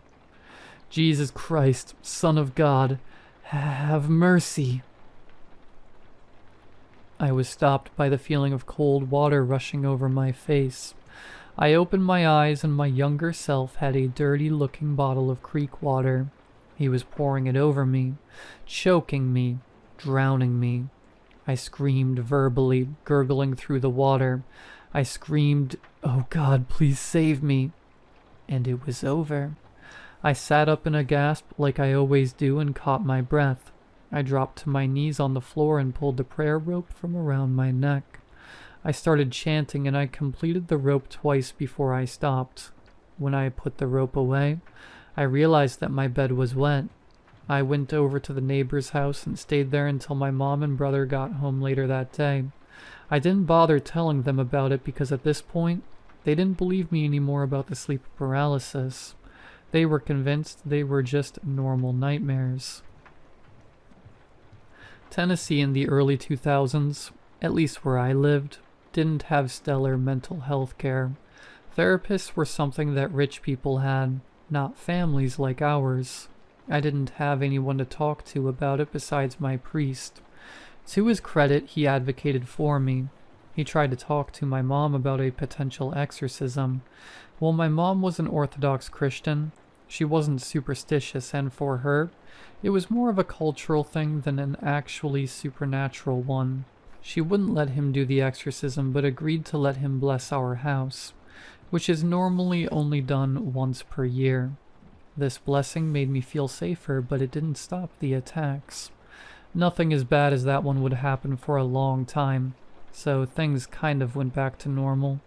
I'd have an attack, say my prayers, and get through it. It always felt like it set me apart from the rest of my family. They were all normal, happy people. Meanwhile, 2 to 3 times a week, I believed I was embroiled in spiritual warfare with my very soul. It continued like that for another 2 years, until when I was a junior I discovered something that stopped the attacks even better than religion. Drugs. I tried smoking pot for the first time with my friends and one of their older brothers. I loved it immediately. I felt so free and light and happy and giggly and hungry. That night when I slept, I didn't dream. No nightmares, no sleep paralysis, nothing. I hadn't slept like that in years, not since the incident at the swimming hole. By now, we didn't live in the sticks anymore. We'd moved into town and were living in a government housing project. The call center my mom worked at had closed down, and now she worked at McDonald's trying her best to make ends meet. We couldn't afford the house I grew up in anymore, so we had to move. I missed living in the country, but being in the town allowed me a lot of freedom I never had before. I could walk to my friends' houses and would regularly stop on the way home from school to hang out. I started smoking pot every chance I got because I knew they kept the attacks at bay. My brother and I had figured out how to connect to a neighbor's Wi-Fi, and so we had reliable internet for the first time. He showed me how to pirate movies and music, and I started downloading them, burning them to discs and selling them at school for a few dollars a pop. I used this money to buy pot, which I would secretly smoke every night before bed. I'm not lying when I say I never felt better. Getting a full night's sleep every night changed everything for me. Ironically, my grades actually improved once I became a certified pothead. Life kept going, and between pot, my goofball friends, and my desperate attempts to get a girl to like me, I fell away from the church. I gradually stopped my 3 hours of daily prayer, and eventually stopped going to church altogether. Life was good. I felt like a normal kid for the first time in years. I graduated high school and got my first job, and eventually my own apartment, which I rented with 2 of my friends. However, all good things must come to an end, and one day my weed dealer stopped answering his phone. Found out through the grapevine that he'd been arrested. I wouldn't be getting any weed anytime soon. It took about a month, but once all the THC was gone from my system, the nightmares came back. They soon turned to sleep paralysis, and just like that I was praying again. Only this time it didn't work. It didn't stop the attacks. I would have nightmares where the kid version of me would talk to me. He would tell me that God has abandoned me because I abandoned him. He said that when I prayed, God would simply laugh and turn away from me. He said that one day he would kill me. I believe him because it still happens. He's never poured the water on me like he did that one day, but the choking continues. When it happens, I can't breathe. I can't think. I feel like I'm being sucked from my body and going somewhere far away, somewhere dark, cold, and wet. I know that this is how I'm going to die. I still pray, I struggle, I fight, and I get through it each time. Eventually I got married. Now I don't sleep alone much anymore, and when I have my attacks, my wife wakes me up. She can hear me softly crying out in my sleep. Sometimes when I'm home alone, I will suddenly feel as though all the energy is drained out of me and I become very, very tired out of nowhere.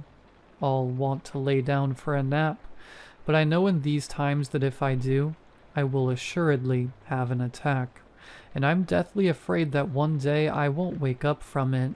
Sometimes I accidentally fall asleep on the couch, and each time it gets harder and harder to get myself out of it. He visits me every time. He wants me dead. More than dead. He wants my actual soul to be destroyed. I believe that he wants my soul gone, so that he can inhabit my body and pick up where he left off. I believe that when I drowned that day, I entered an alternate universe and took his place, and he wants his life back.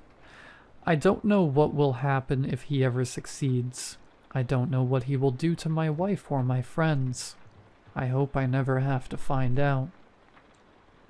I have a plan. This weekend, I'm going to go back to my childhood home.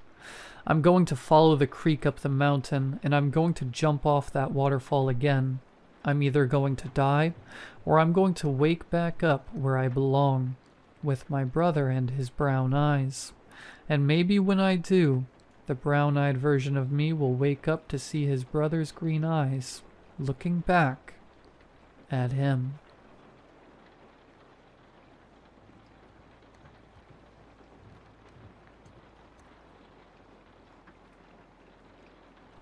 Matthew 7:15. Sat in my attic typing this post, and I've cried all the tears I can cry. I feel sick. I feel terrified. He's downstairs right now, crawling around the house on all fours. I need advice. I need help. Dale was so funny. His smile was so infectious. His laugh that could brighten even the darkest of days. All of this complemented by his gorgeous green eyes and his thick brown hair. He loved the outdoors too, ever since we were knee-high childhood friends. Dale was always the one out from sunrise to sunset, racing around on his bike with the rest of the kids from the neighborhood. Water fights in the summer, snowball fights in the winter.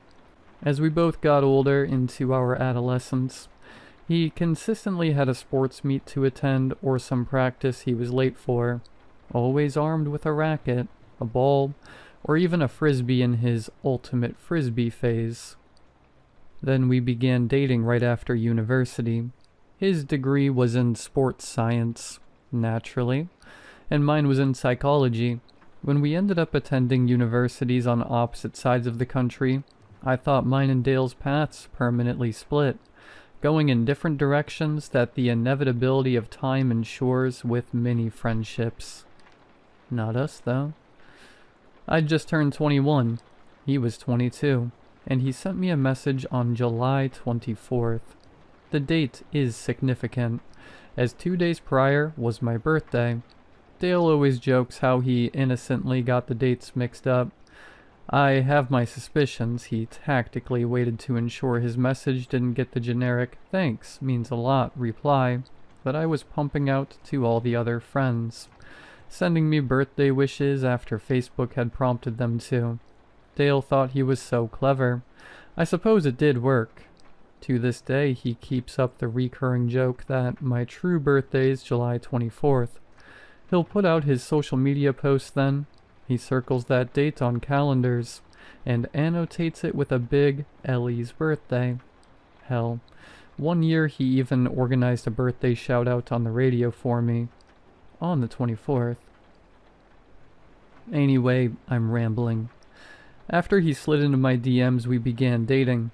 We both fortunately bagged some pretty decent jobs in Edinburgh, Scotland. I work as a criminal profiler, and him as a PE teacher. Edinburgh was the natural pick. We both love the old Scottish folklore, tales of kelpies and sprites, and of course the Loch Ness Monster. Scotland has some of the best camping laws in the world. If you can walk around there, you can essentially camp there. The public have ramblers' rights, with mountains, moors, and forests all within legality to explore and camp. Naturally, dating the man I do, a camping trip within our first couple of months living here was a must.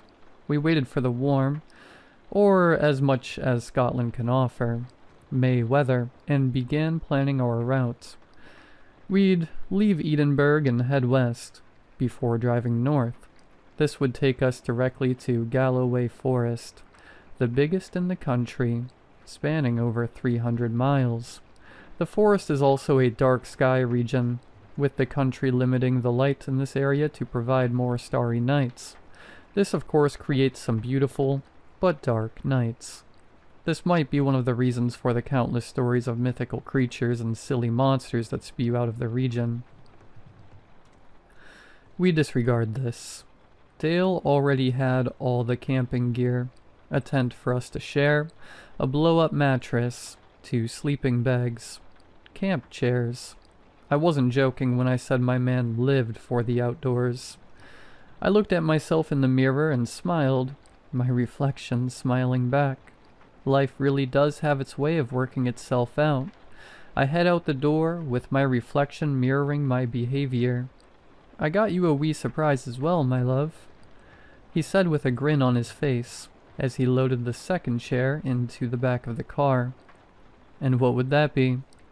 Well, you'll just have to wait and see, won't you? I smiled and gently punched his arm jokingly. He knew I hated surprises. The drive there was long, but the walk after we parked the car up was even longer. Dale insisted on going as deep into the woods as we could, away from the pesky civilization he constantly claimed was such a nuisance. We finally settled on a small clearing amongst the towering oak trees that surrounded us for miles. Dale sat his bag down immediately, unloading the equipment we'd hauled for miles. I also took a seat, but purely to admire the scenery, the peace, the silence. The silence that was broken by a deafening scream. The scream ripped through the air like a knife through butter, the acoustics of the forest making it seem endless, echoing around, making its point of origin or its proximity to us undeterminable. The only sound I could compare it to would be nails on a chalkboard, but with the volume of a sonic boom. I stood up from my perch on the floor immediately, looking at Dale in horror. I could see the slight panic on his face too, a juxtaposition of his typical calmness in stressful situations. "Babe, what was that?" I asked him with a mix of fear and anger. He paused, his eyes still scanning around the trees surrounding us hopelessly. I'm sure maybe a fox, or something." A fox? Dale, that sound did not come from a fox.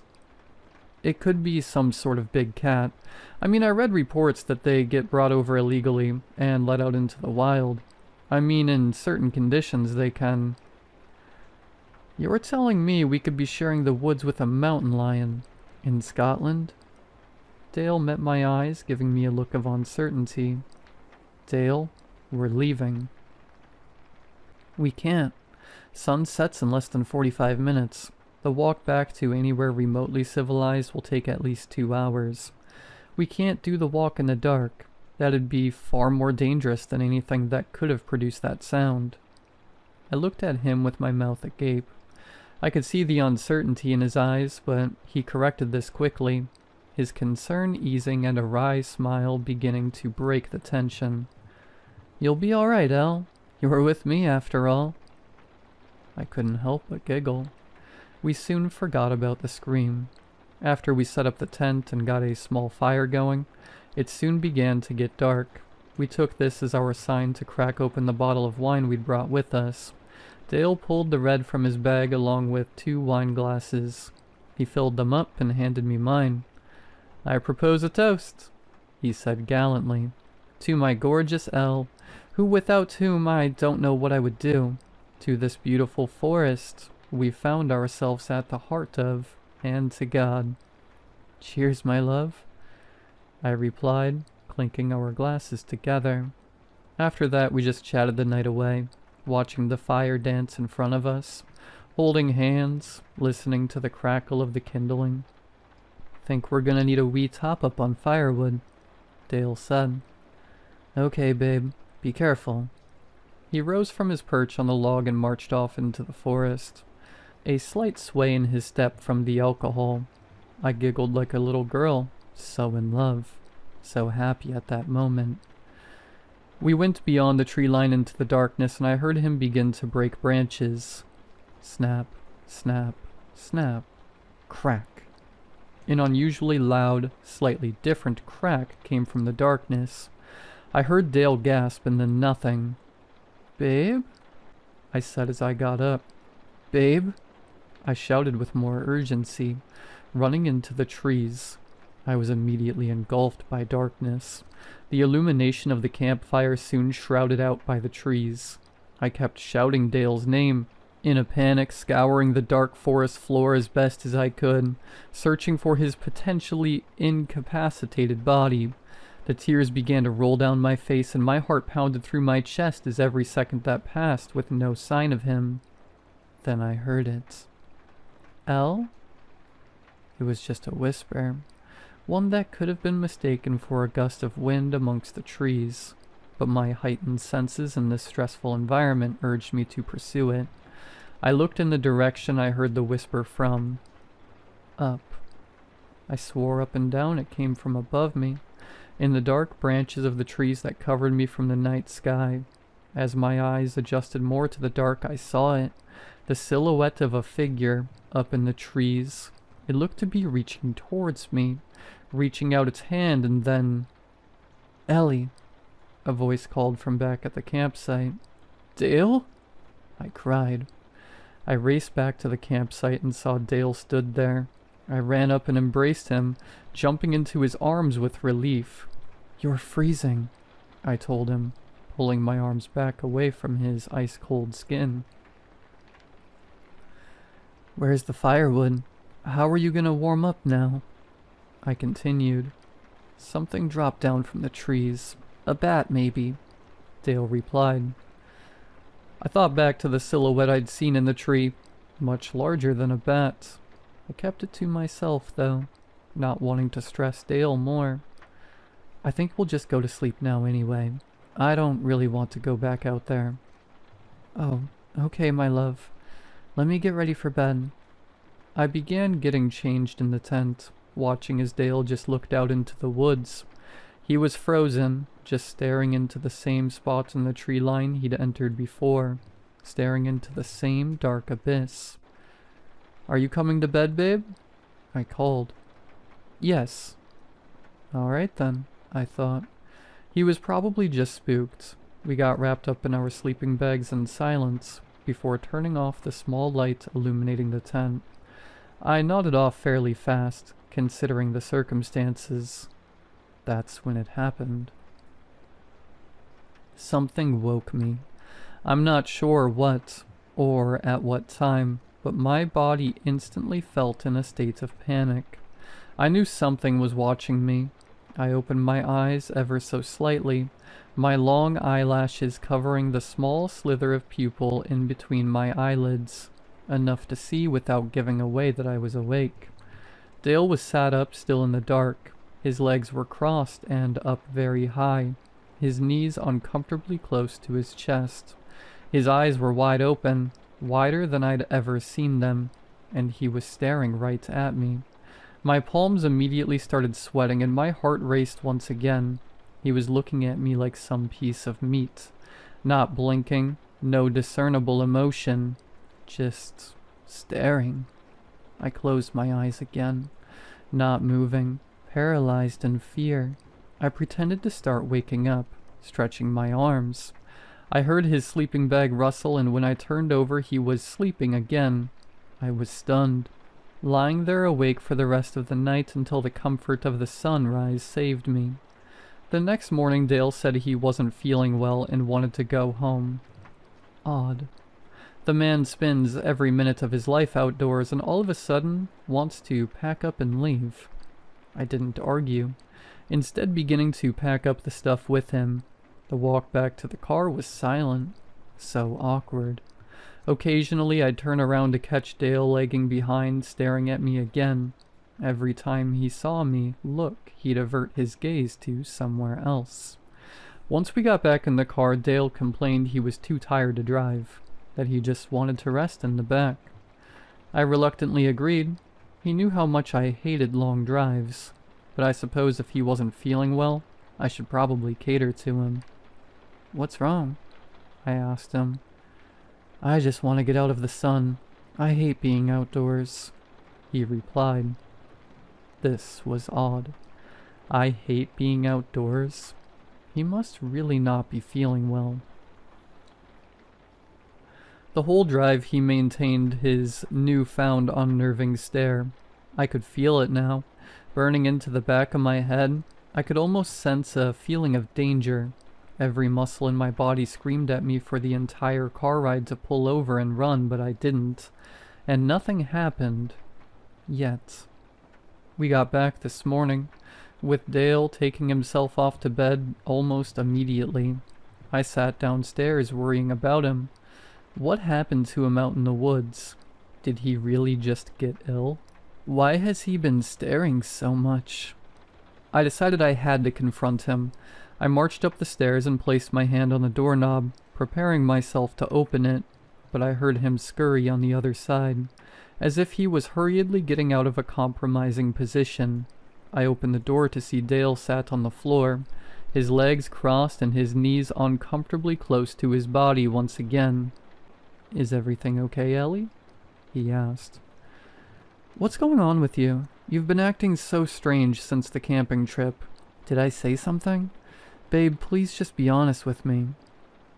"I'm fine, babe. I'm just tired." He smiled and chuckled. I looked at him closely. His smile was so hideous. His teeth stained a muddy brown. His laugh that made me feel nauseous with fear and intimidation. All of this exacerbated by his widened, pale blue eyes. Pale blue eyes. It was also at this moment I noticed he'd drawn all of the curtains closed to keep out the sun, an apparent hatred of the outdoors that my man loved so much. "When's my birthday, Dale?" I asked. His smile faded. His stare widened. "July 24th, of course." "My real birthday," I replied, noticing his eyes locked onto the calendar on the wall behind me. "That is your real birthday. It says it on the wall behind you. Ellie's birthday. You are Ellie." My heart dropped and a pit of terror opened up in my stomach. I felt tears begin to well in my eyes and a fear so primal I didn't know what to do. That man was not my boyfriend. Dale noticed my realization and stood to his feet in a singular, smooth, almost impossible motion. I looked at what he was holding, grasping a handful of dirt from the now empty plant pot on the bedside table. He maintained his stare, never breaking eye contact, as he slowly raised the dirt to his mouth, before hurriedly shoving it in there. He munched on it ferociously, like a ravenous beast, swallowing it without even a glimpse of discomfort. He licked the dirt surrounding his lips, savoring every morsel. "Go to the attic," he pointed up. The tears were now streaming down my face. I opened my mouth to speak, but the words almost refused to come out. I slowly turned and obliged, feeling his stare piercing the back of my head as I pulled down the stairs to the dark attic and climbed up. I barely reached the top when I felt them slam behind me. Darkness. I sat there for a moment, just thinking about what had transpired. Had I really just seen that? I felt a buzz in my pocket. Oh my god, my phone. I hurriedly reached my trembling hands into my pocket, pulling it out, the screen illuminated by a Snapchat notification. I had Wi-Fi, but this attic had no signal. I raced to type a Snapchat message to one of my friends, loading the app up, the waiting time taking almost an eternity. The message was from Grace, my best friend. I opened the chat. Grace. WTF. That's so horrible. You can be such a B-word sometimes. What? What was she even referring to? I scrolled to the message above that. A voice message sent only 3 minutes ago. Sent from me. My work phone's downstairs. Logged into Snapchat too. But what could it be? I tapped the message, and the sound that played was the worst sound I could imagine. Worse than that scream the other night. The sound of my own voice. I don't even want to repeat the things said on that voice message. And before I even had a chance to justify myself, Grace had blocked me. That was when I noticed more and more of these messages being sent. Sent to all my friends, to my work colleagues. It was only when I put my ear to the floor of the basement that I heard him, or should I call him it, recording these messages with an uncanny resemblance of my voice. That brings me here. I can hear it moving furniture around the house. I can hear it scuttling around. By the sounds of it, on all fours. I'm at a loss. I don't know what to do. I'm terrified for my life. For Dale's life. For all of yours. I turned my head to the mountain of boxes in the attic. Posters, paintings, and anonymous stuff sprawling out of them. There was one in particular that caught my eye. One of Dale's posters, labeled with a biblical passage. One that seemed to taunt me. Matthew 7:15. Beware of false prophets, who come to you in sheep's clothing, but inwardly they are ravenous wolves.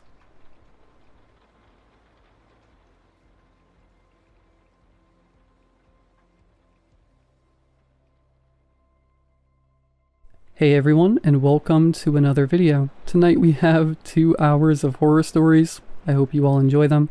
We are doing something a little bit different for this video. I get a lot of comments from people saying that they use my content to fall asleep, or from truckers who are on the road, and I get a lot of comments from people saying that they do not enjoy the ads. I personally don't either, so I thought for this one we could test it out, see how it goes. There are no mid-roll ads whatsoever. Again, this is just a test to see how it goes, what happens with it, so on and so forth. So if you do enjoy this, please be sure to drop a like rating. It takes just a quick second, and it supports the content. It helps more people see it. Sharing it around, also, of course, very appreciated. Subscribing if you are new. I post content just like this all the time. Anyways, sit back, do whatever it is that you do to relax.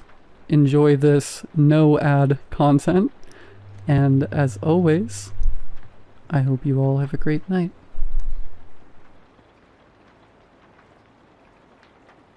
Growing up, I always heard the same warning.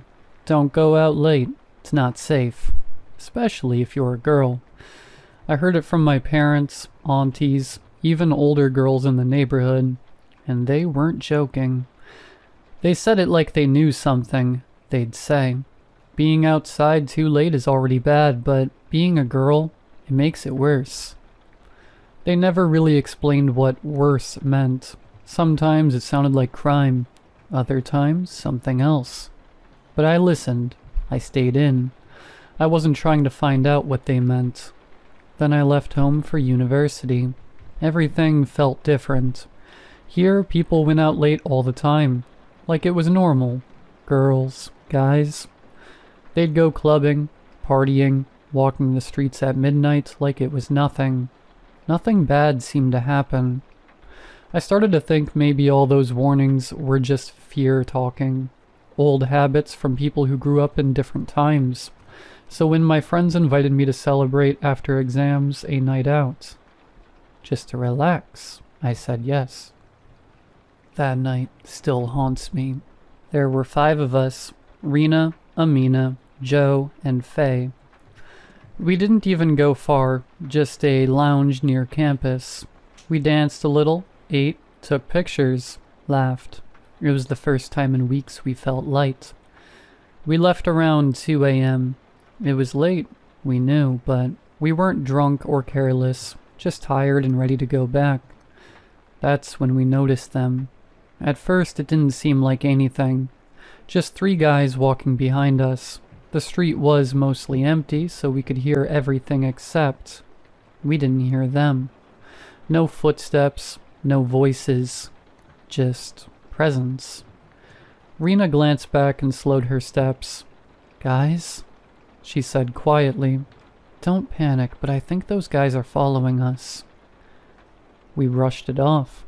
They're probably just going our way. But when we turned right, so did they. We crossed the street. They crossed too. Now we were panicking, even if no one said it out loud. We walked faster, then started to jog. We turned down a shortcut alley to lose them. That's when we saw 2 more men at the other end. They weren't moving, just standing.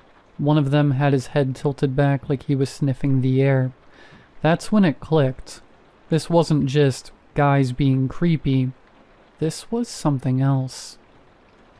We turned to head back and the original 3 were already at the entrance of the alley. Still silent, still watching. Then one of them raised his hand. He had something long and shiny. It wasn't a knife. It looked like a saw. I've never screamed that loud in my life. We all did, screaming, begging, calling for help, and then out of nowhere, "Hey, what's going on there?" A flashlight, a voice. A man in a police uniform walked up. We ran to him, shaking, sobbing, explaining. But when we turned to point at the men, they were gone. Not walking away, not hiding, just gone. The officer didn't seem to believe us, said we probably just imagined it, or that maybe someone was trying to mess with us. But he gave us a ride back to campus. He told us again, this is why it's not safe to be out late. That should have been the end of it, but it wasn't. When I got back to the hostel, Rena stayed over in my room because we were too scared to sleep alone. We locked the door, blocked it with a chair. I closed my curtain, but not fully, just enough to peek out. And I swear on everything, they were there. 3 figures, right across the street, standing still, watching. Not moving, not saying anything, just watching. I called Rena over. She saw them too. We shut the curtain, turned on the lights, and sat up till morning. The next day we all met up and talked. Every single one of us saw them that night. From our different rooms, different buildings. They were outside watching. We made a silent agreement after that. No more going out late, no matter what. Even now, if it's getting dark and I'm walking home, I feel it. That prickly feeling in the back of my neck. Like I'm being followed. Like I'm being watched. I should have listened. They were right.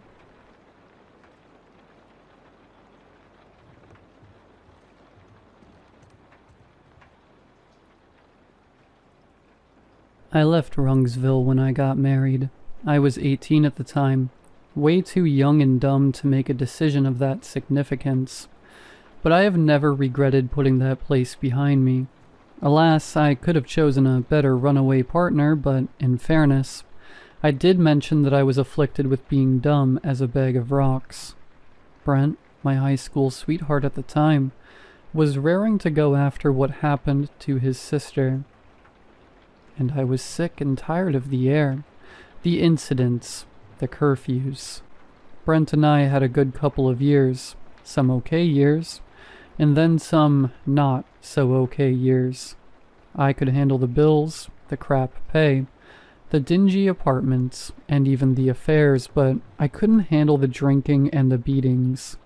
Whiskey was his favorite mistress. He never truly got over it. We made it out of Rungsville, but what happened to Andrea hung over him like a dark veil of misery stapled to his side at all times. The drinking dulled the pain somewhat, so I still can't bring myself to blame him or hate him completely. She was only 12 years old when it happened. But for the sake of our 2 children, I had to leave yet another dangerous place and got a divorce. It was messy, but I managed full custody. I turned my life around, got a good paying job, a nice roof over our heads, and I could call myself content for the first time in, well, for the first time. All that changed when I got the call from my mother, urging me to come back home. My brother had died. They labeled it a hunting accident, but everyone knows what that really means down at the Ville. So, against my better judgment, I loaded the kids into my old Toyota and got on the road heading home. 6 hours flew by, despite the occasional hissy fits and the fruits of the womb's supernatural ability to get under each other's skins. I was too deep into my own thoughts and memories to really care about the constant bickering. "Mom, Eric won't stop kicking my chair," whined Samantha, my oldest, from the passenger seat. "Shut up. If you don't want to get kicked, move your stupid seat," snapped back Eric from the back seat. "I am stuck here with the bags and you keep reclining and I can't stretch my legs." "Ugh, you're a little worm. It's not like you need that much space," replied Samantha with a little evil smirk, knowing she was pressing a sensitive subject, leaving me no room but to intervene. "Both of you behave," I yelled. "Sam, don't make fun of your brother, and move your seat forward. Eric, stop kicking your sister. We both know that if it wasn't the seat, you'd find something else to kick her over." Both of them grumbled in annoyed agreement. Samantha moved her seat forward about 1/8 of the diameter of a single strand of hair. Small victories. Gotta take those when you can. "Why do we have to go to this thing, Mom?" Eric asked. "It's not like we knew Uncle Kevin." "Well, you didn't know him, kiddo, but I did, and Grandma asked me to come," I replied. "Trust me, I would have dropped you two with someone and spared you the misery of the trip, but no one was available and the kennels were all full for the weekend." I shot a smirk at him and he smiled. Samantha rolled her eyes. It was becoming a growing trend in our house. She might not believe me, but I was her age once, also filled to the brim with the edgy adolescence that makes annoyance the automatic response to everything. Though, even back then, me and my brother Kevin were very close. Mom and Dad usually worked late down at the store, and he was the one that regularly made sure I got home okay and before nightfall. I might have bickered, but I never resented him for it. Besides, him being my big brother and me loving him, my room faced the woods. I had heard the incessant crying, the price to pay. We were getting closer to town, already on the descent. Driving down the top of the hill, I could see Rungsville from above. It was a pretty sight. Rungsville was an affluent place, well taken care of, definitely picturesque. Sprawling gardens adorned with fancy-looking fountains and marble statues. Pearly white buildings as far as the eye can see. A picture of the Ville wouldn't look out of place as the backdrop to one of those propaganda pieces from the 50s depicting the American dream. As we made our way down, we were suddenly surrounded by the trees. A growing feeling had begun in my stomach ever since we passed the sign indicating that we were in the outskirts of town.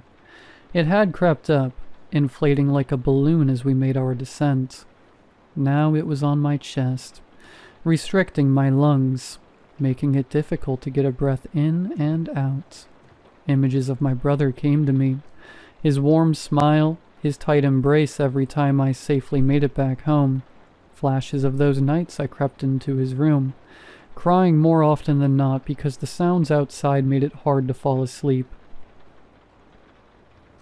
I tried not to let my imagination run loose, but I couldn't help but think of his final moments. My mother refused to tell me any details. I keep picturing him by himself, the trees closing in, all alone, until he wasn't. The morbid picture show I had conjured in my head came to a sudden stop when I realized Samantha had rolled down her window all the way. Her arm was out of the car, making waves in the air. My heart sank to my stomach. Samantha, honey, please roll your window up. You can turn on the AC. I tried, attempting not to let the panic reach my voice. What? Ugh, Mom, no.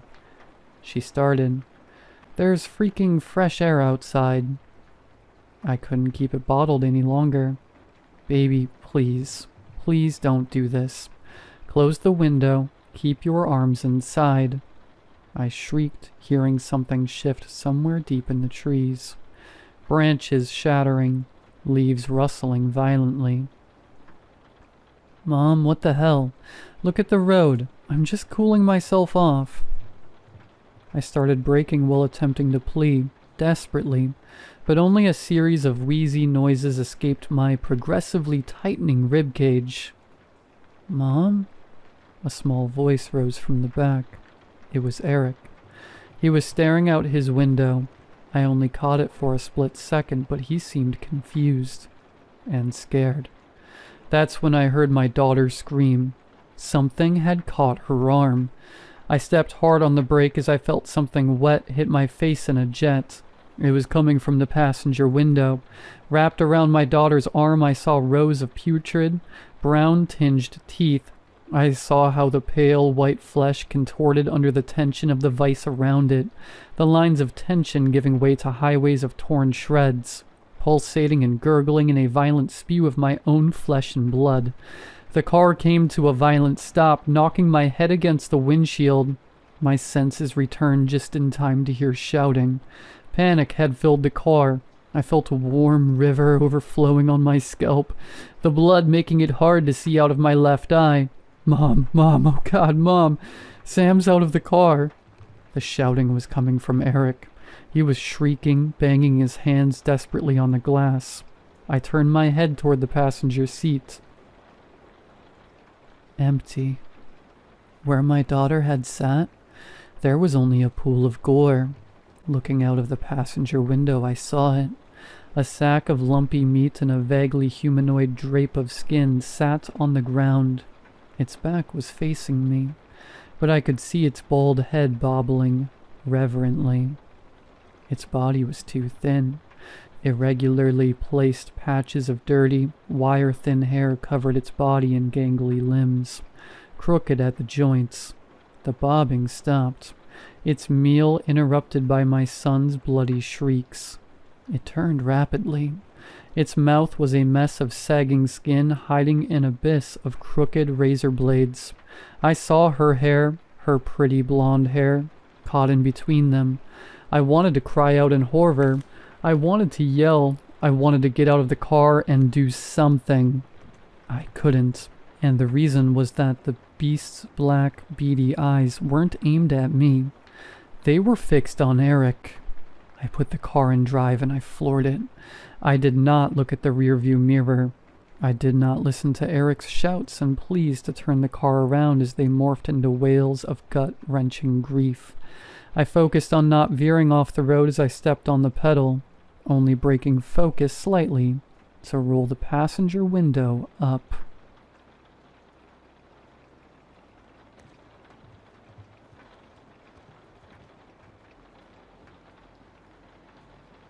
I worked for a while as a technical analyst at a company not open to the public.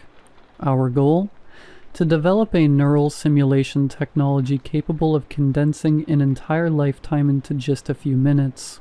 We called it Total Immersion. The individual was connected to an augmented reality system so advanced they couldn't distinguish what was real from what was programmed.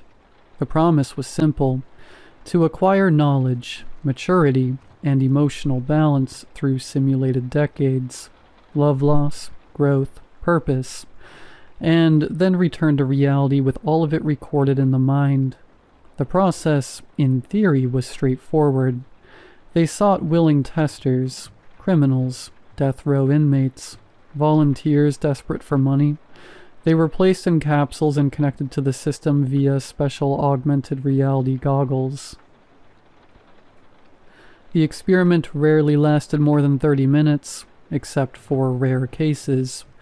But inside they lived a whole life: births, adolescence, love, loss, sometimes children, sometimes wars, always an end. And then they woke up.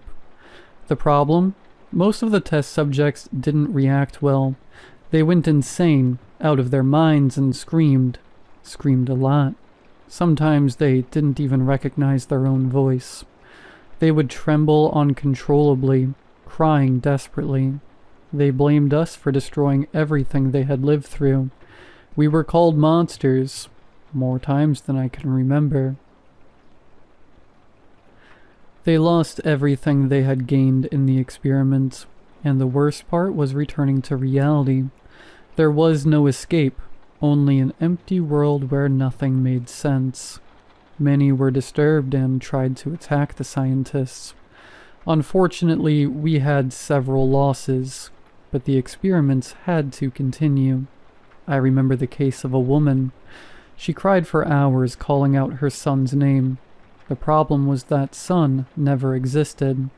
The most disturbing part is that she had a real son, outside the simulation, but she never mentioned him once. She preferred the one from the artificial reality.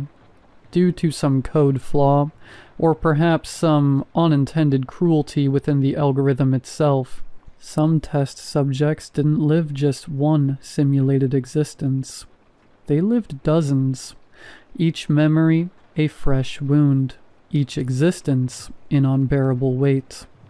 This explains why so many didn't survive the end of the experiment. The shock was too much. They returned as if they had lived for centuries, and in a way they had. After we discovered the flaw, they tried to cover it up. They called it an unforeseen side effect. They said they would update the system, that new tests were on the way, that future subjects would be monitored more closely.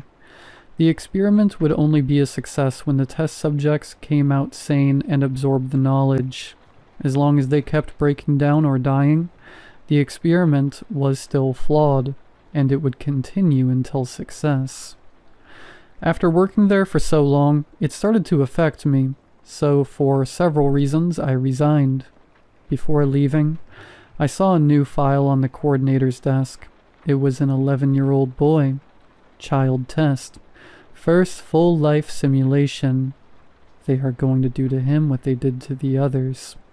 He will live, love, lose, and then wake up alone, with his brain screaming for a life that never existed.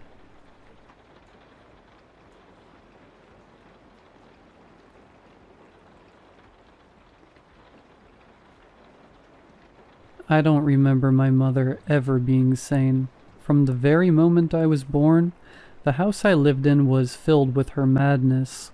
The tattered curtains that were never washed, the constantly running TV with all sorts of religious broadcasts, the silence that followed her nightly sobbing. But most of all, I was terrified of the icon of the Virgin Mary cracked in places, and I swear, I felt her watching me. My mother always smelled of alcohol, from early morning till late at night. I never saw my father, and whenever I asked about him, she answered with absolute certainty that my father was an angel. Not in the sense of being a good man, but literally a real angel. She said it with wide open, yet utterly empty and lifeless eyes. A cigarette dangled from her cracked lips as she repeated, "Your father is an angel, Michael. A real angel." I believed her. Maybe when I was 5. I was happy and rushed to tell my friends who my father was. The reaction was predictable. They mocked me and teased me for years. No matter how many times my mother repeated her story about my father, no matter how many religious channels she made me watch, I stopped believing her. In my teenage years, it got worse. I was hot-tempered, stubborn, and had a terrible relationship with my mother. I openly called her crazy and begged her to tell me the truth about my father. But instead, in one of her drunken episodes, she screamed that my father was an angel, holding a cracked rosary in her hand, as if she could summon him from the heavens. He burned with light when he came to me. And you, she would grab my face roughly, scratching my cheeks and chin with her nails. You carry his sacred blood. Eventually, I stopped listening to her at all, let alone speaking to her. At 18, I moved to another city and fulfilled my dream to escape the rotting house with its perpetually yellow lighting and peeling walls, and my deranged mother. Because of her, people called me crazy, mocked me about my father, and openly insulted her, which often got me into fights. My only fond memory with her is of a day we went to the beach. She held my hand, and we simply watched the sea. Everything was fine until she looked up at the sky and said, "When will you come, my love?" After moving out, I worked hard, made new friends, real, good friends. Whenever they asked about my family, I said I was an orphan. I even started drinking a little, just to understand her, but not become her. I should note that I was a firm atheist, unlike my mother's fanatical religiosity. But I'm not writing to tell you how I ran away from home and my insane mother. I'm writing to tell you how I came back. After I moved out, I felt something watching me. I chalked it up to stress, even went to a psychologist, but that strange feeling never left. Like something was protecting me. Once a car nearly hit me, but I managed to jump away just in time.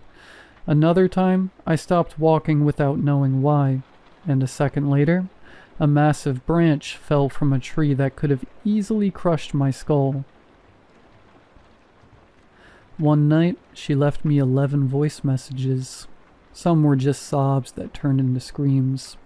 Others were drunken mumblings. But the last message, sent half an hour after the others, made my skin crawl. My mother's voice was low and barely audible, as if she were hiding somewhere. "He's coming for you. Your father. He came specifically for you." I couldn't take my eyes off the phone. I couldn't even move. I had cut off all contact with her for a year. Maybe 2. I lost count. The next morning, I got a call from the hospital. They said my mother had been admitted to the psychiatric ward, and I barely held back laughter. Not because it was funny, it wasn't, but because it was inevitable. The nurse who called said, "We need you to come and collect her things. At the house, we found something strange." Very reluctantly, I returned to that same house, still reeking of damp wood and despair, just like before. Her belongings were packed into a clear plastic container. There were old photographs where she was still young and beautiful, smiling sincerely, a smile I never saw on her again. There were other items, but 2 stood out to me: a worn, large journal and a massive black feather, thick and strange. She had kept both on a little shelf above her bed. Besides that, the walls of her room were covered with bizarre symbols, written in chalk and ash, but most striking of all was a figure with wings and outstretched arms, apparently drawn in blood. I never saw any of this as a child. My knees trembled when the nurse told me that all of the symbols and the figure had been hidden behind furniture and posters. I barely managed to sleep and woke up from the cold. The window was open, though I clearly remembered closing all the windows. There were claw marks on the windowsill. Everything inside me clenched. My breath caught. And for the first time, I began to consider my mother's words. When I lay on the bed, I couldn't sleep because of scratching noises in the guest room. They weren't rats. The sound was rhythmic and deliberate, like someone was carving something. I didn't sleep a wink until morning. The sounds and the smell of her clothes in the air transported me back to childhood, when I curled up, terrified by a thunderstorm. Back then she told me nothing would happen to me because my father would always be with me. I knew all the answers were in the journal. When I picked it up, it felt like it burned my hands. And yet I started reading. It began innocently enough. Notes about my birth, how she cried the first time she saw me, that my eyes reminded her of his. She never mentioned his name. Then things got much stranger. Somewhere between love letters to my father, praises of his divine beauty, and descriptions of strange and horrifying rituals on how to summon angels. He came to me again, said he would take our son, despite saying before he wouldn't. He said he loves only me, and I should ascend with him. The neighbors saw him, heard him in the attic. No one talks to me anymore. They know who fathered my child. He said he'll come for our son soon, that the time has come. How could he do this? He promised I would go instead of our son. The last entry read, I won't let him take our son. I'll do everything to stop him. I slammed the journal shut, fighting back nausea. My hands trembled with fear. I dropped everything and left the house.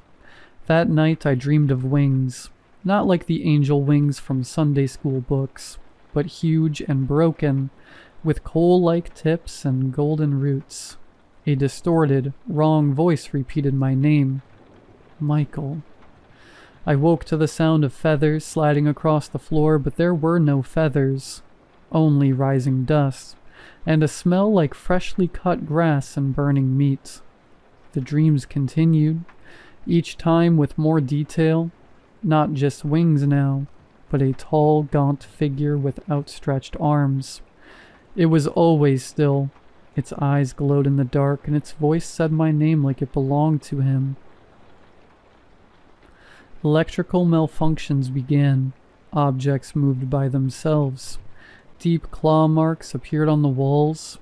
The TV turned on to static at night, and blood would drip from my nose. I didn't know where to go or what to do, so I went to a priest. The old priest sat on a bench by the altar, bent over a prayer book. The moment I entered, he tensed, sensing I hadn't come to confess. What brings you here, my son? I need an answer. I need to know what to do. If my father is an angel. The priest flinched like I struck him. He closed the prayer book and stood, his knees cracking. He stared at me like he was trying to see into my soul. Who told you that? My mother. He's been coming to me in dreams. I feel him watching me through mirrors. Wherever I go, I feel his gaze. I feel something changing inside me. I'm so scared, Father. He placed his hands on my shoulders. His hands were cold as gravestones. The angel you describe is not a messenger of love. He is ancient, more terrifying. Some of them were rejected even by God, and if one of them is your father... He didn't finish, just stepped back and crossed himself. You must reject him, renounce him, and never, ever summon or accept him. Don't look into his face if he appears. Such angels want to continue their lineage, but you will never be human again. In that moment, deep beneath my ribs, a thought stirred. Maybe I was never a human. The dreams became reality. When I blinked, feathers floated in the air. I turned suddenly and saw his face behind the curtain. Wide, frozen eyes staring. When I got the call that my mother died of cardiac arrest, a sharp mix of smells hit me. Burned feathers, meat, cinnamon, sulfur, and cut grass. He had been here. I heard my mother's voice. She sounded like she was laughing and crying at the same time. Michael, my beloved son, he's so proud of you. Your father finally took me with him. Don't be afraid, son. He'll take you too, and we'll finally live as a family. You'll have a more important role. Don't fear. Accept it. I love you. We love you. I vomited on my pants, paralyzed by terror. The smell didn't fade. It grew stronger. My first thought was that my father killed my mother and was trying to kill me too, using hallucinations. I tried to flee the house, but the TV turned on. The screens flickered, then static appeared. White noise, a chaotic swarm of dots. The static became rhythmic, like breathing, sometimes quiet, sometimes loud. Then the image changed. A silhouette emerged from the blur. At first, just an outline, then wings appeared just like in my dreams. Its head was tilted, face obscured by distorted light. It moved from inside the TV, coming closer with each frame. The screen lines warped as if he were pushing out, tearing through space. I stepped back, my heart pounding. Then, through the crackle of static, a distorted, inhuman voice said, "You are ready." The screen convulsed, and from its center a hand emerged, long clawed fingers, shimmering with both blinding light and shadow. The hand reached for me. I couldn't scream or move. I was frozen as he fully emerged, like a nightmare being born. He only vaguely resembled a man. His face was mine, but twisted. Terrifying, as the priest warned. He was corrupted by time and something unearthly, tall and thin, wrapped in wings that shimmered like metal. His voice sounded like wind across a grave. "We are one family again, Michael." I passed out. I don't know how much time passed. Hours, days maybe, but I woke up on the bathroom floor in a pool of my own blood. I coughed, spitting blood, and felt something pulsing under my skin. My blood was changing. When I looked in the mirror, my eyes no longer looked like mine. They were his. A few hours later, I felt excruciating pain in my back, like something trying to tear its way out. All food began to taste like ash. Later, I started hearing whispers of prayers in different languages from mirrors, pipes, and inside my own head, and always I heard my father's voice. "Michael, you were born for ascension. I existed before the great flood. My ancient blood flows in you. You will have many tasks, but you will succeed, because I am with you, always." I no longer needed sleep. My back slowly tore open as black stubs of wings bursted through the flesh. He came to me yesterday, showing burning skies and oceans of wings, a throne made of eyes. His voice sounded like a choir of thousands. He said he would teach me to walk between dimensions once the wings were fully grown. According to him, they will break free within 2 days. My skin peels and flakes like ash, and my teeth fall out, immediately replaced by sharper ones. I no longer feel pain. I stopped praying for it to stop whenever I prayed. My tongue burned to ash and regrew. I stopped being afraid. The fear vanished on its own when I felt the air bend around me. I accepted it. I see other angels now like my father. They welcome me into their ranks. My mother stands among them, crying with joy. Now as I type this, I saw the future, where I shine with light like my father. I now stand in fire, and soon I will continue the bloodline. Amen.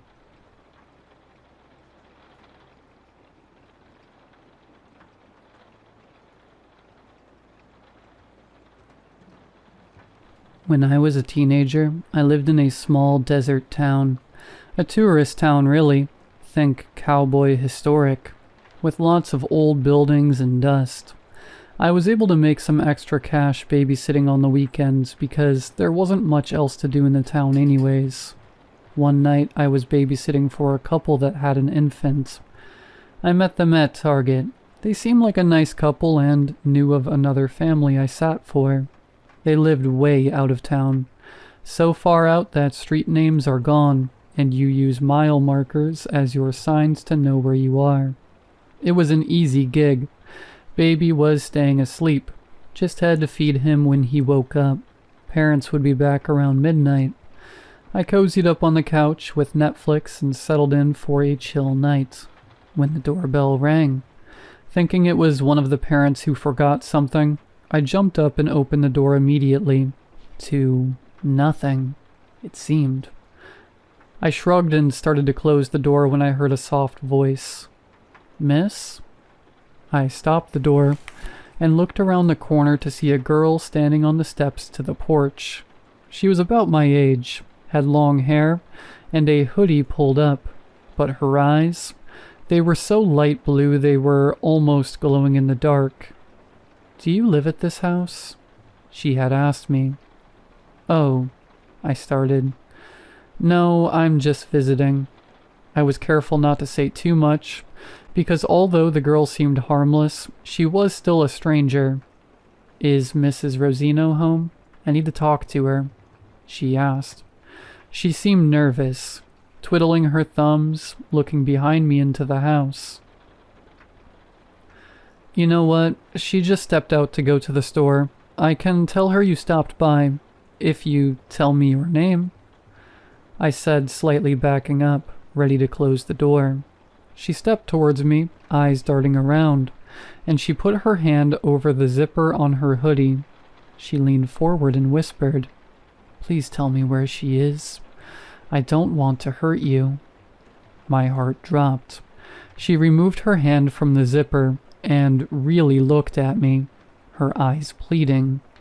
"I'm sorry, she really isn't here right now," I said with a tight expression. Her face turned desperate, but at that point I had been thoroughly creeped out, so I closed the door and locked it. I called the Rosinos to let them know. Once I described the girl, they grew frantic. They told me they were calling the police and to stay with the baby. I still remember Mrs. Rosino screaming into the phone, "Don't leave my baby," over and over. I ran down the hall to the nursery, threw open the door and ran to the crib. The baby was sound asleep still. I scooped him up gently and sat in the rocker with him in one arm, my phone in the other. "Help will be here soon," I had whispered, more to comfort myself than anything. Then the banging started. I could hear the front door shake from the force used to knock on the wood. Then the sound moved. Why aren't there any sirens? The police station wasn't far from this area at all, right before you turned on the mile marker. They should be here by now. I heard the banging travel along the house, one big knock at a time. Bang. They were by the living room. Bang. They were by the kitchen. Bang. They were by the hallway. I got out my phone and texted 911 help to my mom. She knew where I was babysitting tonight.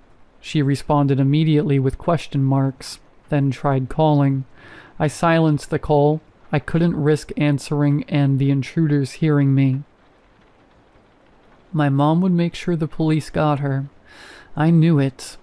Slowly moving closer and closer to where I hid in the nursery, The window was locked tightly with the blinds closed, but glass is breakable. Bang. They were at the wall next to the window. I backed away from the window to the corner of the room when I heard the front door creak open. The baby boy still asleep in my arms. I started to cry. I whimpered, like a wounded puppy. I couldn't fight someone off while holding him, but I wasn't going to put him down. Footsteps descended the hallway.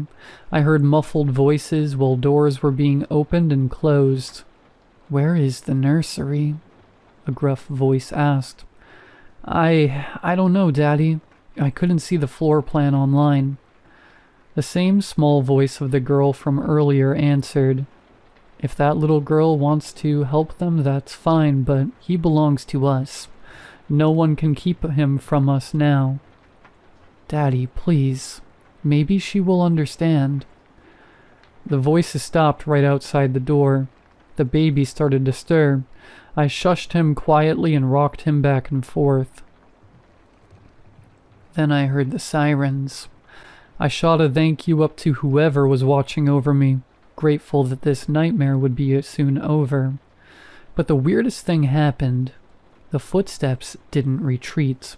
No one ran, no one left. No one moved.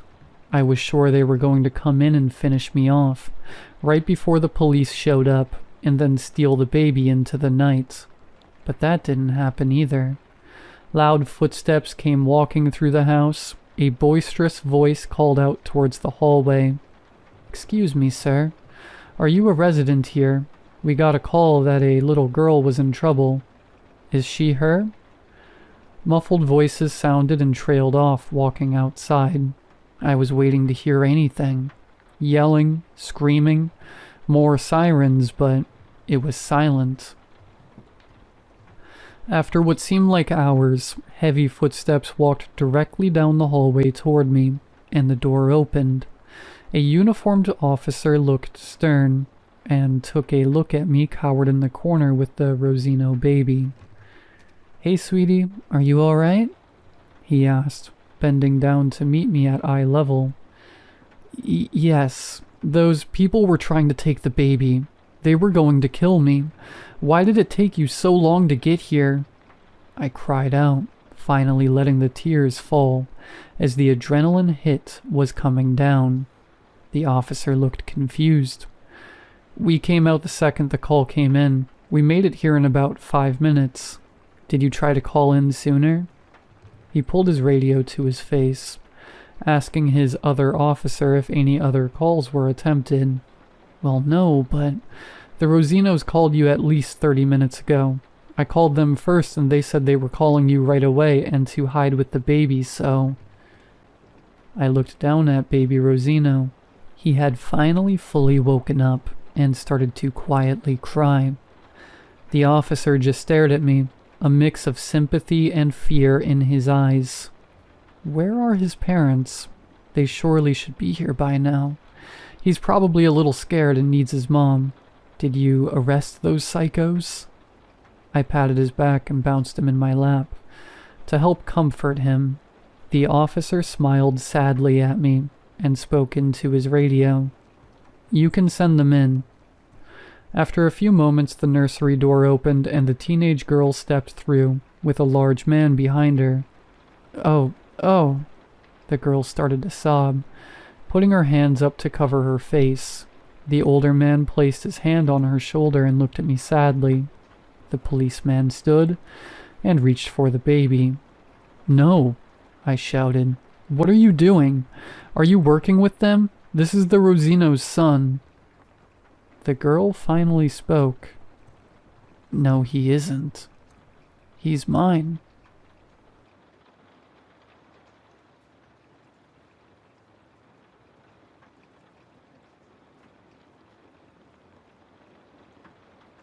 I don't know where else to put this. I've called 911. I've broken windows. I've tried staying awake all night, skipping town, everything. But every time the clock hits 8:43 p.m., I'm back at the beginning, on the porch of a quiet house in a cul-de-sac in Maple Hill, holding my backpack and a smile I don't mean. My name's Leah. I'm 19. I babysit to pay for school. Usually it's pretty normal. Movies, snacks, putting a kid to bed by 9. This time it's not normal. This time I think I'm trapped, and the kid knows it. Her name is Ellie. She's 6. Blonde, big eyes, little voice. She looks like she belongs in a toothpaste commercial. Her mom, Marissa, hired me off a local app for a last-minute babysitting job. One day only. Said she had a work trip she couldn't skip. Paid me in cash the second I stepped inside. She's been looking forward to this all week, Marissa said, already halfway out the door. She says today's going to be the best day ever. I remember that sentence too well now. I've heard it over 100 times. Ellie was already waiting at the top of the stairs that first morning. She looked at me like she'd met me before. "Are you ready?" she asked. I asked, "Ready for what?" "For the best day ever," she said, like it was obvious. It started small, a weird sense of déjà vu. The dog barked before I rang the bell. A breeze blew the exact same piece of paper off the table twice. Ellie started answering my questions before I asked them. Then I woke up on the porch again. Same morning, same clothes. Same words out of Marissa's mouth. Same look from Ellie. "Are you ready?" I thought maybe I dreamed the whole day. Maybe I was sick. But the loops kept coming. Over and over. Same date, same house, same kid. At first, Ellie pretended she didn't notice. But after a few loops, she started slipping up, calling me by name before I introduced myself, finishing my sentences, laughing at jokes I hadn't told yet. By the 5th loop I said, "You know what's happening, don't you?" She grinned. I just want it to be perfect. Perfect. Like I'd been getting it wrong this whole time. So I played along. I tried things. Took her to the park, got her ice cream, let her watch cartoons for hours. Every loop, something new. Sometimes she smiled, sometimes she frowned. But the day always ended the same way. Me tucking her in, thinking maybe this time I'd broken it. Then darkness. Then 7:58 a.m. Eventually she stopped pretending. One morning I woke up on the porch and she was standing outside waiting for me. "You're late," she said. "I'm 2 minutes early," I said. She looked past me. Not this time. She's changing. Each loop she seems older. Or something else. Her voice slips. Her face glitches. Once her shadow kept moving even when she didn't. Another time she showed me a drawing of me in a box with no doors. "You'll get it right eventually," she said. "Or you'll stay." I tried not doing anything. Just stayed in the living room, ignored her. That loop, around 6:30 p.m., she started crying without tears and whispering to something I couldn't see. I passed out before 8:43. When I woke up, there was a note in my pocket. "Try harder." One loop, I asked what the best day ever actually meant. She looked up at me and said, "It means you'll want to stay forever." I've given her everything. Puppets, pancakes, new songs. I danced in the rain. I let her cut my hair once, thinking maybe it'd make her laugh. It did, for 5 minutes. Then bedtime came and she looked sad. "Almost," she said. That was loop 63, or 64. I've lost count. I haven't aged. My bruises reset. My scars disappear. But I remember every second. I don't know if this post will stay up when the loop resets. If you're reading this and this story sounds familiar, or if you've heard of a girl named Ellie who gets to keep people, please tell me what to do. I don't think I can make her happy, and I think the more I fail, the more she learns how to make me stay. Leah.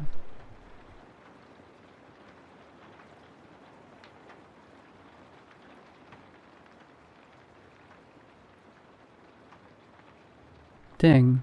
My phone startled me out of my half-asleep, half-awake state as I lay on the couch with the TV droning on in the background.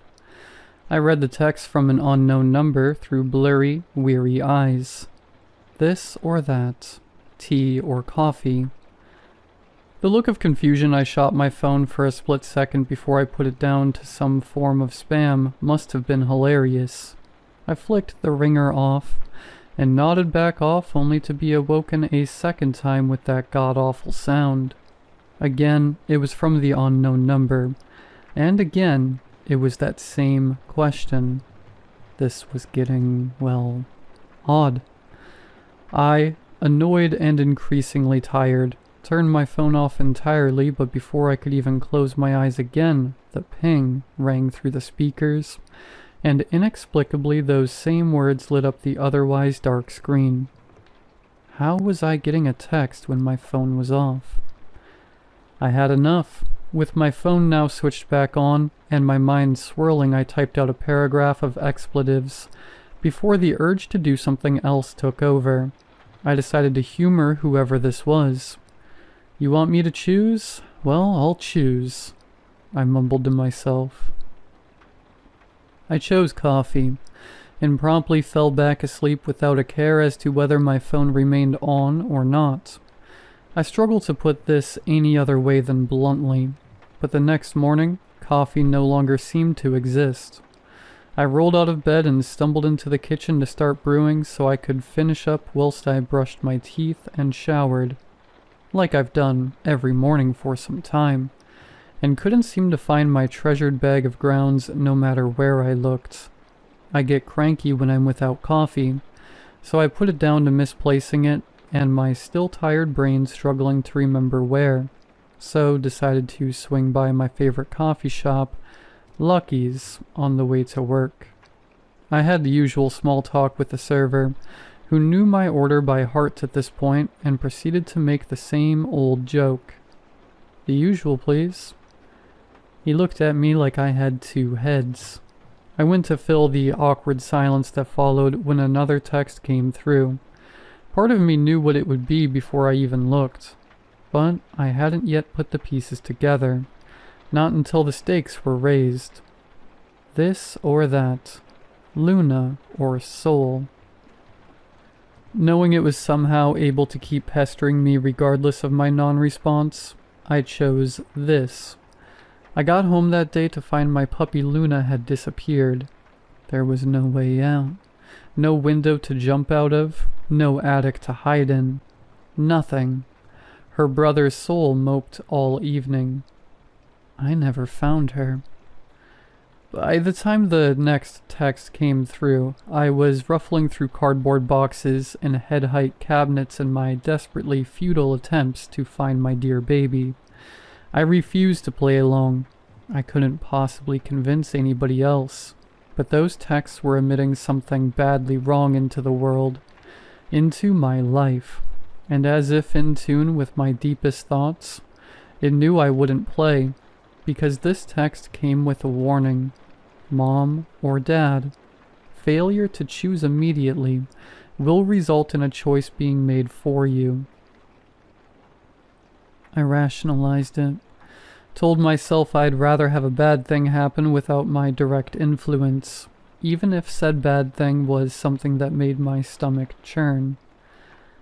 So I never chose. Knowing what was coming, I called both of my parents minutes later in cold sweat brought on by fear and panic. The search party for Mom began a few days after she vanished. We never found her either. As I lay depressed, horrified and halfway through a bottle of whiskey on the same old couch earlier tonight, that familiar ping came through once again. This or that. Spine or skull. Something has been whispering through the underside of my bedroom door ever since. I never chose.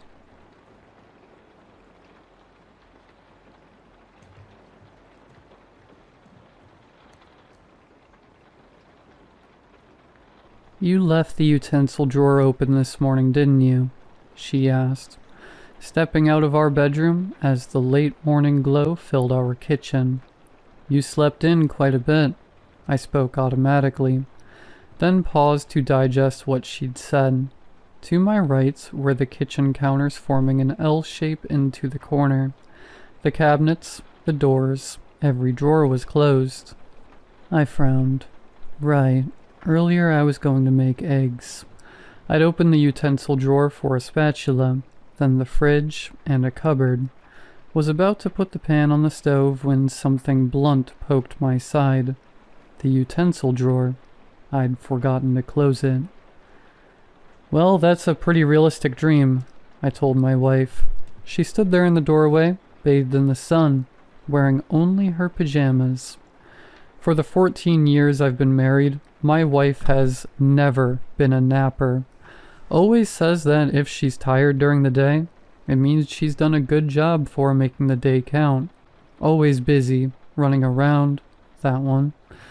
Whether she's in front of the TV, not watching a movie, but following a workout routine to out-of-the-house grocery shopping, or staying late at the office, she's never sitting still. Yet here she is now, midday on a weekend, lying down on the couch. I'd been at the store earlier this Saturday, come home to her body curled up on the couch. Huh? I set the groceries down on the counter. Going into the living room, I shook her shoulder. She roused immediately, letting out a yawn. Huh? Oh, hey, sorry. I must have drifted off. She rubbed her eyes. I looked at the blanket over her legs and pillow under her head. I smiled. No worries. You've been working hard. I hardly saw you all week. She shook her head as if to say, it was just one of those weeks. When instead she blurted, the store was out of the bleach we use, eh? You've been going through it so fast lately. I froze. Looked at the counter, which was full of groceries. Though the bags were semi-transparent, there was no way she'd know. The rest of the weekend went by quickly. My wife napped on the couch, and I found myself catching up on some of my shows and games. I love my wife, but when she's around, there's always something to be done.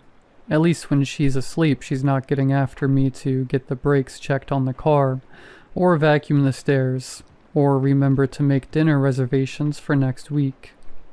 How was work today? It was Monday evening, and we had just sat down for supper. Just a simple lasagna I'd heated in the oven. Barely a step above a TV dinner, but she didn't seem to mind. Oh, it was weirdly quiet, she replied. I even got a nap in during lunch.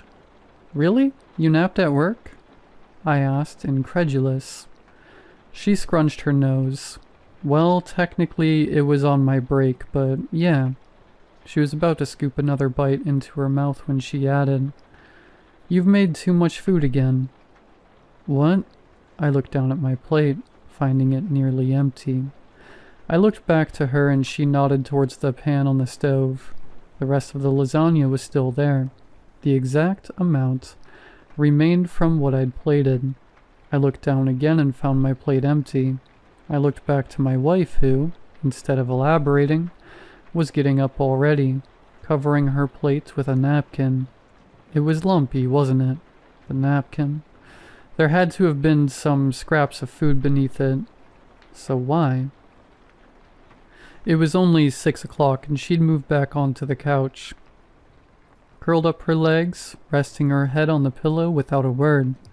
I didn't know whether to laugh or shout. In all our years of marriage, my wife has never, ever, just left the table still made. She's always doing the dishes right after eating. Has always said that if she didn't, they'd get left overnight and everything would be harder to clean in the morning.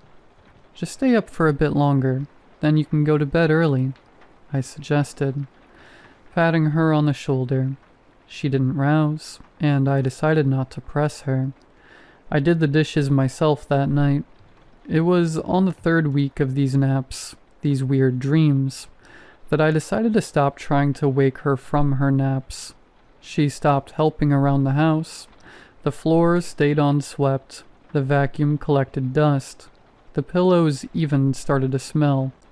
I didn't know what to do. Every time my wife woke from her naps, which was less and less, she'd say something I'd done while she'd been asleep. You left your work keys on the desk. You shouldn't have yelled at that intern today. He's just a kid.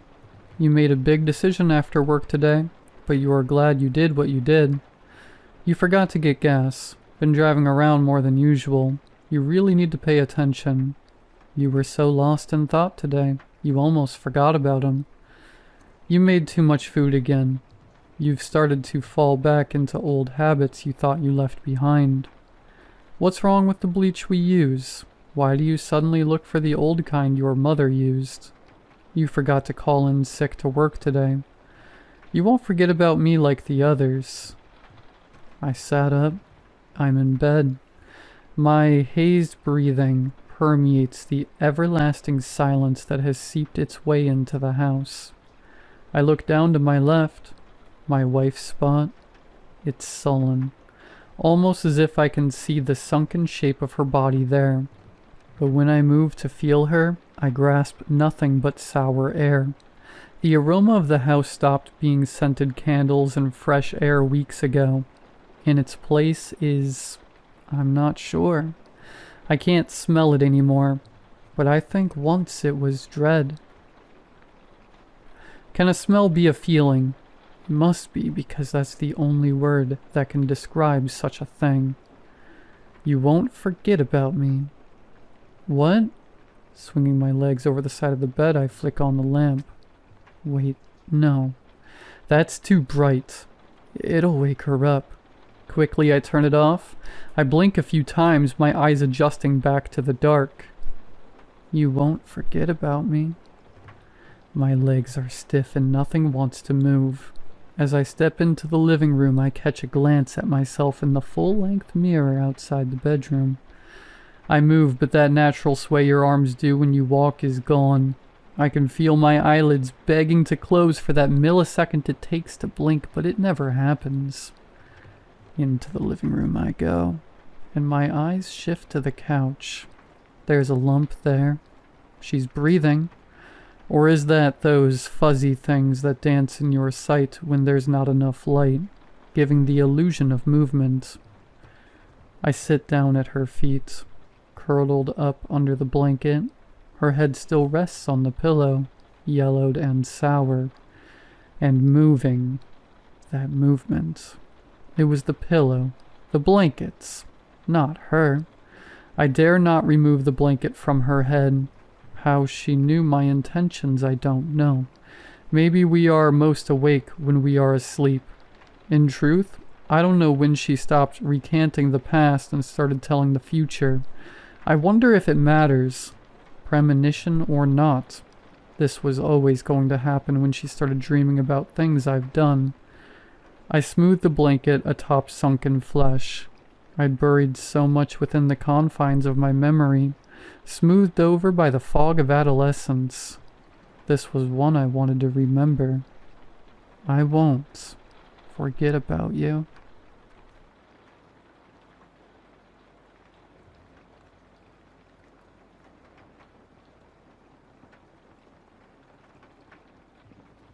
I needed to go for a walk that day. It didn't matter that I had been exhausted the day before. It didn't matter that I was supposed to have one of my friends over in a matter of hours. I needed to go on a walk that day. Lincoln Avenue. Just 2 words. That's all I could remember thinking. Lincoln Avenue. A completely random, inconsequential street name that I'm sure you could find in almost any state across the country. But when I woke up that morning, I couldn't think of anything but that one name, Lincoln Avenue. Like always, part of me just wanted to ignore it, to ignore the name and the voice that, for the moment, gently whispered it to me as though the voice was speaking from within my mind. If it was just for my sake, I would have. Please believe me when I say that. It wasn't just for my sake, though. My dad had been in the hospital for weeks prior for a head injury. I could still remember the call I'd gotten from my sister when it happened. Dude, you need to get to Flower Hospital now. Why? Finally decided to get that stick out of your... Just shut up and listen. Dad fell and hit his head. He must have been working on the roof or something. What? I thought he was getting some contractors to work on that. Well, apparently not, Dan. Get to the hospital now. They're taking him to the emergency room now. If past events were any indication, my dad's life depended entirely on what I did within the next 24 hours.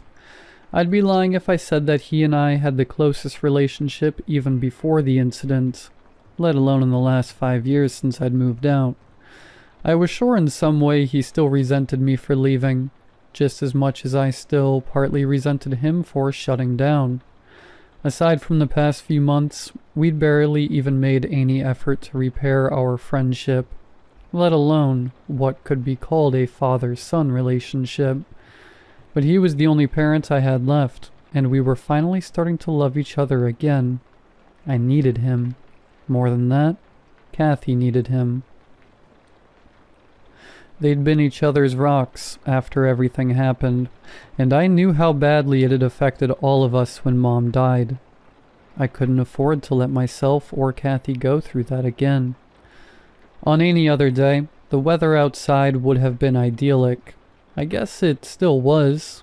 Blue skies, a breeze just gentle enough to keep me cool while the sun hung high above. Only a few small clouds peppering the expanse of blue, and a few birds singing their songs. It felt almost insulting, considering what was about to happen. As I took my first steps and passed the borders of my yard, I heard all the confirmation I needed to know that I was beyond the point of no return. The voice was whispering the street again. Lincoln Avenue. I had already walked about a mile when my phone began ringing again. Even without looking, I could almost guarantee that it was going to be Kathy again, calling for the 100th time to give me some update to Dad's condition. I didn't bother answering. I was in no mood to hear that things hadn't gotten any better, or worse, that he had gone fully unresponsive. The clock was already ticking. Seeing how fast it was winding down wouldn't change that. It wasn't a simple straight shot. At certain intervals, I could hear the voice calling out again, instructing me to go left or right, down paths I had driven past countless times, routes that I could drive in minutes or less, now passing by uncomfortably slow. Right, left, right, straight. Before I'd even realized it, an hour had passed, and I was trekking on the side of a busy street. Restaurants, stores, and a gas station littered either side of the road. Cars whizzed past me as the sidewalk became wider, and I was no longer the only pedestrian walking along it. Some walked dogs, others jogged, and others still casually walked along as they remained glued to their phones. None paid any mind to me. Out of sheer habit, I pulled my own phone out and checked my Steps app to see just how far I had gone. According to it, I had traveled only a little more than 3 miles. 3 miles. A little over an hour of walking. I wondered just how further I had to go. As it turned out, it wasn't much farther at all. I had been carefully checking each street sign I passed on my forced pilgrimage, hoping each time that the one I passed would be my ever-so-sought Lincoln Avenue. 2 hours in, I finally found it, just past an old apartment complex. The small green sign said in partially chopped lettering, Lincoln Avenue. My chest tightened as I read the name aloud. Doubts began to creep into my mind as I clenched my fist. Was I really doing this again? What if I was wrong? Maybe I was just going through some kind of waking nightmare, hearing things that weren't there. Lord knows, I hadn't been getting much sleep in the last few weeks. I remember reading in a medical report somewhere that the human mind begins to break down even after just 24 hours of not getting any sleep. and that there was potential of both visual and auditory hallucinations after 48. The same report claimed that while you could theoretically survive on just 4 hours of sleep for every 24, you could still feel the negative effects of sleep deprivation over an extended time. Maybe that included the aforementioned hallucinations. I couldn't remember the last time I'd slept more than 5 hours after Dad was admitted. Maybe that's all this was. 209 Lincoln Avenue, Red Roses. The voice was back and the illusion was shattered. I could justify hearing a random street like before. The name had to be common. This, however, was specific. An exact address, and based on the sound of it, something to identify the specific house I needed to go to. I still wanted to believe that this was just a bunch of hallucinations. I really did, but I could still remember the times I had done this before. What had happened the one time I refused? I could see Mom, shattered. Just... The street was like any other you drive by on the way to something actually significant. Rows upon rows of houses, a few small intersections making the various blocks, a mix of trimmed and not so trimmed grass, and the occasional tree in the front yard. The sky was blue, plenty of clouds.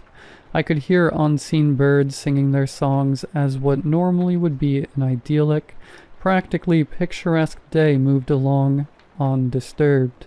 If I hadn't known any better, I may have stopped to enjoy a walk through the neighborhood. As it was, I couldn't enjoy my time here. I had work to do, and I just wanted it over with. To any unsuspecting eyes, which was realistically all of them, there was nothing interesting to see about me. A stranger passing by, maybe out getting some exercise in. Ideally, I would be so unremarkable that whoever lived here wouldn't even realize I had crossed paths with them. I would just be another nameless and blurry face, too unclear to even remember right. I would need that indifference. Each house I passed was mostly the same. Simple, 1 to 2 stories, a side driveway that fit multiple cars, and some variation of flowers. The neighborhood didn't look high-end, but it wasn't struggling either. Most of the houses had some variation of one person mowing their lawns, or otherwise doing yard work, or children running and playing while adults looked on. I felt the guilt of what was happening well up in me as some of the adults raised their hands in polite courtesy waves. Waves I had to fight myself to return. This was supposed to be a safe space, a place where families could enjoy their time together, and here I was, prowling like a lion seeking to tear it all apart. I'd long stopped trying to separate myself from the voice's consequences. There was no point to it. I may have abhorred the choices I made, and what they would lead to, but I made them regardless. All I could do was tell myself that my father was worth what was coming, that my sister was worth it, because I knew I wasn't. One by one I passed the houses, watching the numbers, noting the flowers. 199, pink lilies. 201, blue hydrangeas. 203, white orchids. 205, red spider lilies. 207, black roses. 209. Lincoln Avenue was like many of the houses I had passed, well kept, in good repair. A flower bed neatly tended to, red roses vibrant and almost seeming to sparkle in the sunlight. At the end of the street was a set of guardrails blocking off a small set of woods, just small enough that I could see through the cracks to an open field. My heart felt heavy enough to sink into my shoes as I observed the houses. It had been freshly painted. A chalk drawing of 2 large stick figures and a third, smaller one smiled brightly in the driveway. What was I doing? I couldn't do this. I had to do this. I couldn't do this. I had to do this. Hey buddy, can I help you? The voice wasn't in my head. It was right to the side of me. A man's voice. Turning to look at the man, I came face to face with a well-kept man in his mid-30s, maybe 10 years older than myself. He had short, neatly trimmed black hair with an equally maintained beard. He wore a plain, featureless t-shirt, and was carrying what looked to be a bag of groceries. "Restaurant, do it," the voice half instructed, half demanded. Its tone was different this time. Gone was the whisper, and in its place was an almost childlike eagerness. I recognized the tone immediately, and my stomach churned. "Oh, hey," I replied, feigning a confused expression as I looked from the house back to the man, a mix of impatience and frustration on his face. "I think I got turned around somewhere. I'm looking for that new steakhouse that was moved in a few weeks ago." I lied. Immediately the man's expression softened, and he even chuckled to himself as he shook his head. "Lincoln Steakhouse?" he asked. I nodded. "Yeah, you're not the first to have wound up here. You got a phone on you?" he asked, despite every bone in my body telling me to stop, to turn and run. I pulled my phone from my pocket, opened the GPS app, and handed it to the man. I watched as the man punched in some unknown address into my phone with his free hand, resisting every urge to snatch it away. I could practically hear the voice salivating in anticipation as the man handed my phone back to me. "There you go, man. Should be good to go now." I faked a laugh as I rubbed the back of my head. "Sorry about that. Didn't mean to intrude or anything." The man shook his head and waved the apology aside. "You're like the third guy that's happened to this month. Not a big deal." His guard was down. I could tell by his tone. It was now or never. "Dan," I said, introducing myself as I extended my hand. I prayed my hands weren't sweating, that my heart, beating like the stampede of 1,000 frightened animals, would hold out for just a few minutes longer, that my breath would not betray the anxiety in my soul. The man glanced with seeming amusement at my hand, then with a tired sigh took it.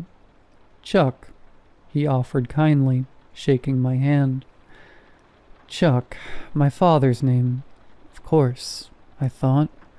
For a moment I wondered when he had become a father, if he too had an elder son, maybe a daughter on the way. How closely did his family mirror my own? I would never get the answers to those questions. Not that I deserve them anyway. As I released Chuck's hand, a pressure released in my head, like a congestion clearing after days of thickness. The voice was silent, gone. It was finished. "I hope you have a good rest of your day," I offered sheepishly. It was the first true thing I'd told Chuck since I'd met him, save my name. Chuck merely gave a polite wave of the hand, then marched up his sidewalk and towards his door. I did not watch him enter. I did not linger to see what would happen. The walk home felt longer, more exhausting. A rational mind would have said it was due to how far I had already walked. A guilty one would say it was the shame of falling back into a hated habit, one I'd tried time and time again to shake, ever since that voice had become bound to me in that stupid childhood game so many years ago. The truth was probably somewhere in the middle, a mix of both physical and mental exhaustion. The sudden emptiness from the loss of the voice probably didn't help. For a moment, I hoped beyond practicality that the voice would stay gone this time, that Chuck would be its final victim, that just maybe, this time it would be satisfied. I didn't want the temptation anymore, or the fear of losing anyone else. I knew that's all it was, though. Just a hope. The voice always came back, Surely enough, just as I got home and opened my door, I felt a familiar, crippling weight seep into my head. I hurried and slammed the door closed and pinned my back against it, both ready and not ready for what came next. All around me I heard a sickening crunch, ripping and snapping. Phantom pains would flare in my own limbs for moments at a time, but never long enough to truly understand what he was going through. The voice moaned happily as it enjoyed its meal, either oblivious to my awareness or indifferent to it. I pictured Chuck playing with a little boy I had never seen, a wife I would never know. Tears welled in my eyes as I heard a series of pops, followed by a giddy laughter and more moaning. Even now I find myself hoping Chuck and all of my victims were already dead whenever this was happening. I could barely stand their fate as it was. To know they were alive during all this, that Mom was alive during it, I just couldn't handle it. I'm not sure how long I stayed there, curled up by the bed, rocking myself gently back and forth. Even after the noises stopped, I couldn't bring myself to move. Long after the light of day had stopped pouring into my home, leaving me shrouded in darkness, I was still there. I suppose I must have gotten up at some point, because the next thing I remembered was waking up in my own bed, window blinds open, still dark outside. Had I fallen asleep or simply been so out of it that I hadn't remembered going to the bedroom? A familiar ringtone snapped me out of my head. I looked beside my bed to the nightstand, my phone lighting up with Kathy's name identifying her as the caller. Though I suspected I already knew what the call was about, I answered anyway.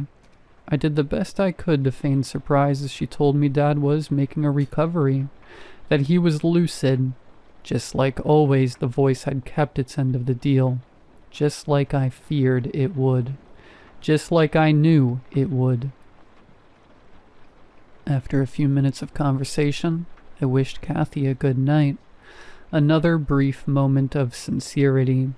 I wanted to be happy my father was alive, that Kathy would get to have him in her life for a while longer, that I would get the chance to fully reconcile our relationship, that we could be a family again, but the happiness was a shallow one.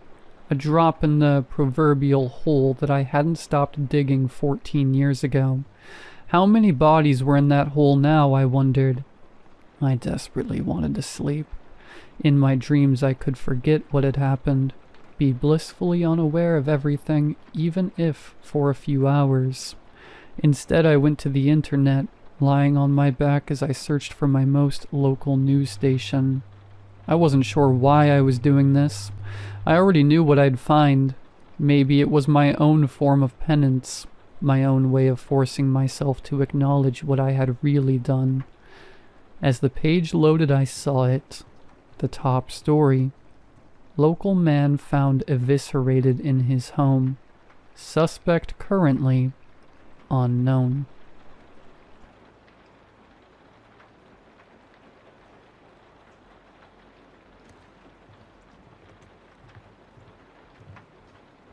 When Robbie told me that he was into feet, I tried to be understanding. Believe me, I did, but I won't lie. I always found his attraction to them a bit strange. Robbie was never an overly sexual man. It wasn't until 3 months into our relationship that it even came up. I don't think he ever intended to tell me. Not with words, at least. I only found out because of what he did in my sleep one night. My eyes shot open, hazy vision dissipating as the darkness of my room gradually grew clearer. In my tired state, my first thought was to roll over and go back to sleep, until the covers jostled near the foot of the bed. My heart jackhammered in my chest as I turned to Robbie's pillow, expecting to find him sound asleep. But that's not what I saw. Robbie's side of the bed was empty. I shot up, my eyes wide as dinner plates. Right as I did, I felt it, a hand caressing my left foot. "Robbie, what are you doing to my feet?" My fear had melted away, and by that point I was more perplexed than anything. The sheets writhed, and I heard panicked rustling as Robbie struggled to fight his way from beneath the covers. I was asleep," he offered, his head poking meekly from under the blankets. I crossed my arms, despite the smile tugging at the corner of my lips. "Nice try, mister. You've got some explaining to do." And that's how I found out that my boyfriend is into feet. I'd be lying if I said that I didn't think Robbie's revelation was a little bit odd. Yes, I told him that I didn't, but I was just trying to be a supportive girlfriend. Even so, I determined that it wasn't a deal breaker. Robbie liked feet. So what? That just meant free foot massages, right? Wrong. Everything was fine until 3 nights later. Work had taken its toll on me, and unlike most people my age, instead of hitting the bars, I went to bed early. Robbie didn't join me right away. He'd opted to stay up a bit later watching Transformers. As I drifted off to sleep, I thought everything was fine. Little did I know that night would mark the beginning of a much bigger issue. For the second time that week, I awoke suddenly from a deep slumber, but unlike the previous nights, I could instantly tell that something was wrong. A searing pain jolted through my toes, shooting up my leg. It felt as if someone had jammed my big toe into a hydraulic press. "Ow, what the hell?" I shouted, reflexively kicking out. I heard a muffled groan from beneath the blankets. Robbie. This time I wasn't feeling as forgiving about being woken up by my boyfriend playing footsie in the middle of the night. "Robbie," I growled, turning on the lamp. "Yes?" he squeaked, emerging from beneath the covers. He stared at me like a wounded puppy. "What has gotten into you? I thought we agreed that you wouldn't wake me up like this anymore." He couldn't bring himself to look me in the eye. "I'm sorry, I just had an itch that I couldn't ignore. It won't happen again." "Whatever. We are going to have a serious talk about this in the morning." He didn't even say anything. He just slunk back to his place beside me, more dejected than I'd ever seen him. Robbie and I did have that talk the following morning, and he admitted to being in the wrong. He repeatedly assured me that it was a one-time thing, and that going forward he'd ask for permission every single time. That helped to put my mind at ease, but even so, my gut told me that something was off. Like Robbie was hiding a dirty secret that he didn't want me to know about. The next night we were together, we stayed at his house. When he went to take a shower, I decided to snoop. I didn't know what Robbie was keeping from me, but I was curious to see what I could find. Yeah, I know. I shouldn't have done that. I'm fully aware that it was an invasion of his privacy, but what I discovered has made all of it feel justified. When rummaging through Robbie's bedside drawer, I found what appeared to be a journal. Bingo. That was exactly the kind of thing I needed. I wasn't expecting much, but when I flipped it open and read the title of the first page, my blood turned to ice. Skinning Skylar. Experiment log. Surely that didn't mean what I thought it did. It couldn't, right? I continued to read. I had to know. 5/4/25. I applied only a dollop of the numbing agent tonight. No luck. She caught me in the act. I'll try again tomorrow if I can. 5/6/25. The lick test succeeded. She didn't notice. Next time, I'm going to give her a bite. 5/7/25. I bit down hard on her foot 4 times tonight. She woke up, but she only felt it in her toes. I think, based on her reaction, I can't be sure though. Note: apply more numbing serum next time. I had to pause what I was reading. I nearly vomited all over Robbie's bed. Whatever sick experiment he was running, I wanted no part of it. Though I really didn't want to. I forced myself to continue, solely to find out how much danger I was in. What I read next will haunt me for the rest of my life. 5/10/25. Tonight is the night. I'm going to try cutting her foot open with a scalpel. I think I have a good idea of how much of the numbing agent to use now. I'm going to inject her with the heavy stuff too, for good measure.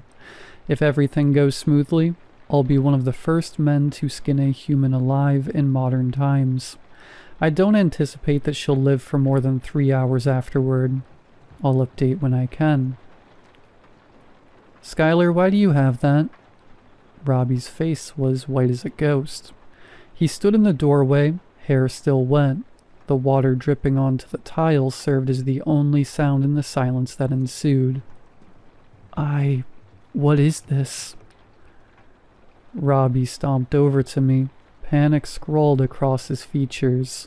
It's mine, that's what it is, he snapped, snatching the journal from my hands. How much did you read? I didn't answer. My brain had already resorted to fight or flight mode. I scooped up my phone from the bed and leapt off the other side, darting toward the bathroom. Robbie was standing between me and the exit, leaving that as my only option. He tried to catch my arm as I passed, but he was too slow. I locked the door behind me and I instantly heard him pounding on the other side, begging for me to let him explain. I didn't listen. I immediately called the cops. The entire time Robbie pleaded with me to come out. He swore up and down that the notebook was just a sick fantasy, that he'd never act on his impulses. His words meant nothing to me. I'd seen enough. The police couldn't do anything. Go figure. Robbie would have needed to hurt me for them to take action, and the chances of getting him thrown in the slammer for biting my foot a few nights prior were practically zero. So I did the only thing I could do. I left him, blocked his number, and tried to move on with my life the best I could. It wasn't easy, but after a month, I was starting to heal, until I found the letter on my kitchen counter. I was petrified when I saw it lying there. No one else had access to my house. I had the only spare key, and I lived alone. With trembling hands, I picked up the note, fear raking at my insides. What was written on that scrap of paper has me terrified for my life. Dearest Skylar, I've decided that I need a bit more practice in order to conduct my experiments on a live subject. Your lifeless corpse should do just fine. I'll see you soon.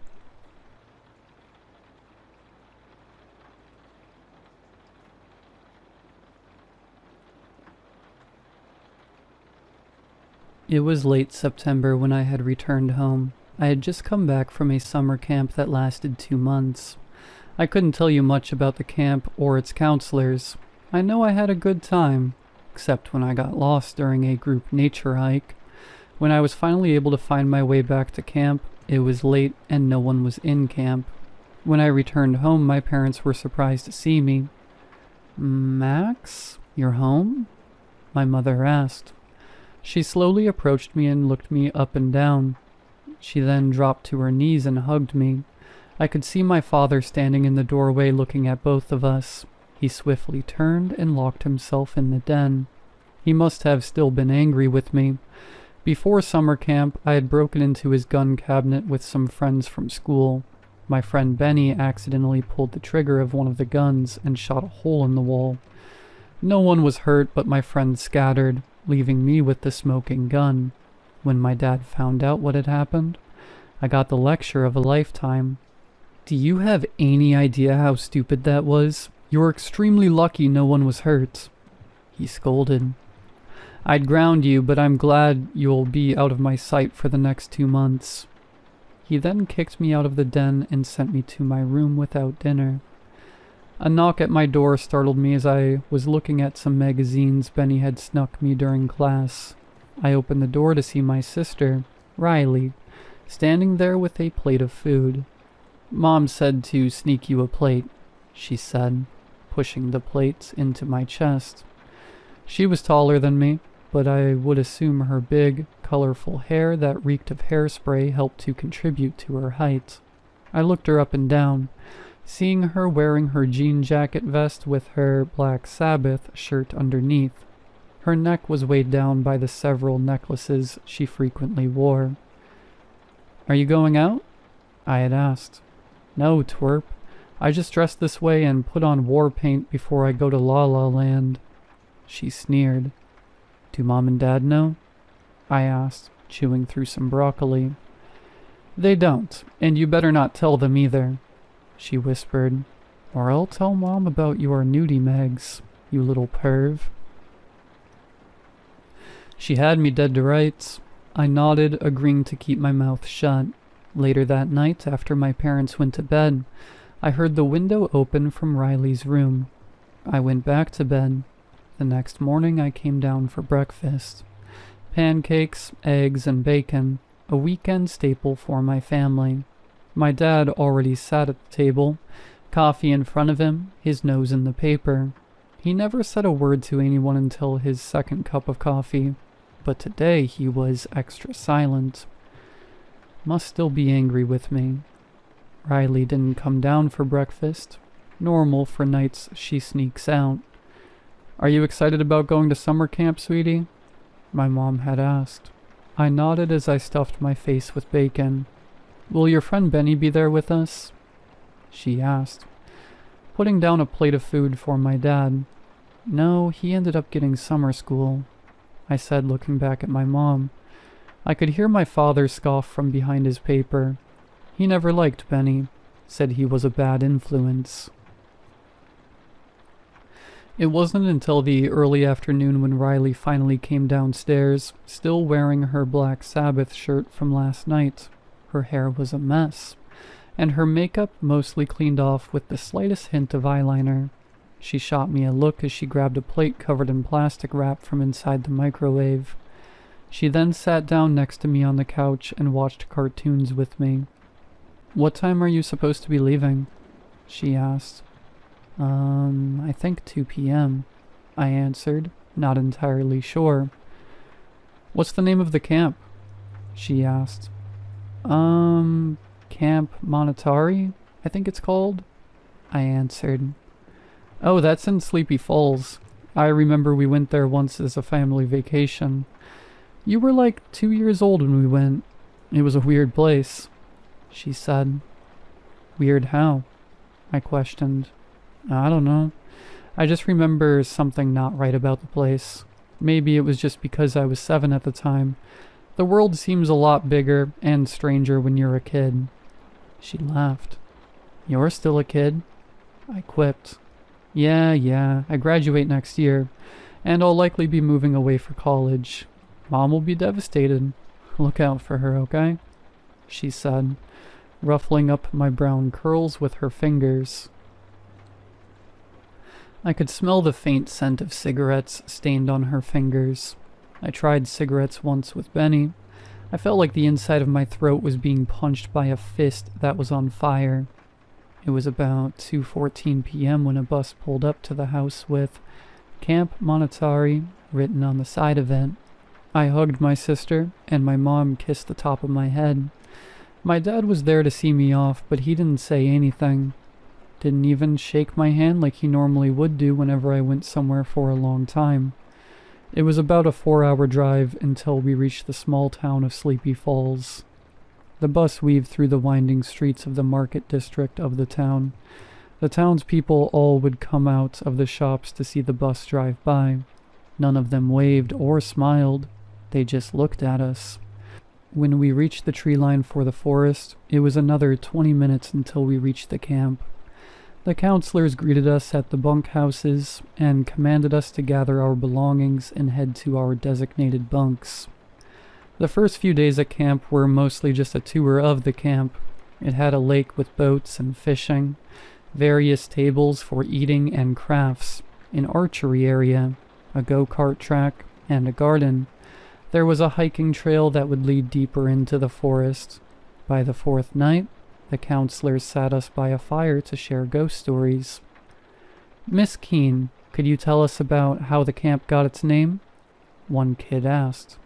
The young counselor, known as Miss Keene, was only a few years older than my own sister, with straight red hair that was pulled back into a ponytail. Of course, so the town of Sleepy Falls was founded by European settlers in the 15th century. There was a local legend about a forest guardian, known as the Monotari, that would stalk the forest and abduct those who wandered into the woods. No one knows if this legend was brought over by the European settlers, or if it was a story created by the local tribes. Some say it's some sort of fae. Others say it's a spirit, she explained. I raised my hand to gain an answer to the question that began to swell my brain. Yes, Max, was it? She said, pointing at me. Why would they name the camp after a monster that abducts people? I asked. I believe it was in honor of the creature's benevolent behavior as a protector of the forest, she answered. Now, how would you all like to hear the story of the horseman from hell? She asked. The kids cheered, ready for the next scary story. I didn't pay much attention for the rest of the night. When we all turned in for bed, I just thought about how much I already missed home. My mom, Riley, even my dad. The next couple of months were just regularly scheduled events. A couple of weeks before the end of camp, Miss Keene became sick. She stayed in her bunkhouse most days, only occasionally being seen from her window, watching us play. Eventually, we stopped seeing her. I asked another counselor what had happened to her. Oh, Miss Keene? We had to send her to the hospital. She was really sick and not getting any better, he answered. Will she be back before the end of camp? I asked. No, maybe next year, he answered. Hey, no more questions. Let's get ready for one of our last nature hikes, he said. The hike was like all the others. Same trail, same trees, same plants. During the hike, I started to lag behind a bit, daydreaming about what happened to Miss Keene, and thinking about how by the end of the week, I'll be back home. I hope my dad isn't still mad at me. Max! A voice reached out from behind a tree. I stopped in my tracks looking around, but I didn't see anyone. Max, the voice said again. I recognized that voice, even though I hadn't heard it in 3 weeks. It was Miss Keene. Miss Keene, is that you? I asked. Please help me. You don't have to do this, Miss Keene said. Please follow me, children, she called to me. Guys, hey, I found Miss Keene. I think she's hurt. I yelled to the group ahead of me, but they didn't hear me. I decided to follow the voice to find Miss Keene. If she was hurt, I could help her using the first aid skills I learned from one of the camp events. I followed the voice further into the forest, further away from the trail. Before I knew it, I got turned around. I was lost. I never found Miss Keene. I decided to backtrack the best I could back to the camp. Somehow, some way, I made it back. I was still being embraced by my mother. She was crying on my shoulder. I could feel her hot breath from her wails against me, her tears slowly dripping into my shirt. From the den, I heard a loud pop sound. It was a similar sound to when Benny accidentally shot the gun in there months ago, just more muffled. I could hear rumbling coming from the stairs as Riley came running down there. What happened? She cried. She came and stopped in the doorway as soon as she saw me. Riley? I said as I pulled myself away from my mother's grasp. She collapsed to her hands and knees as she cried even harder into the tile. What the? She screamed as she turned around and ran back upstairs and slammed her bedroom door. I walked over to the phone on the wall and picked it up and listened.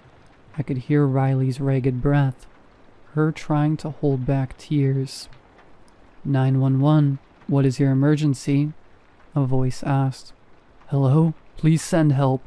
I'm at 3232 West Holly Lane, she said desperately. What is happening there? The operator asked. It's my brother. He's downstairs with my mother. I think my father shot himself, she cried. Your father shot himself? Okay, we'll send a cruiser and an ambulance your way, the operator said. No, that's not it. My brother disappeared a month ago at summer camp. They found his body in the woods. We buried him last week. That thing downstairs is not my brother, she screamed, her voice finally breaking down in cries of both sadness and fear.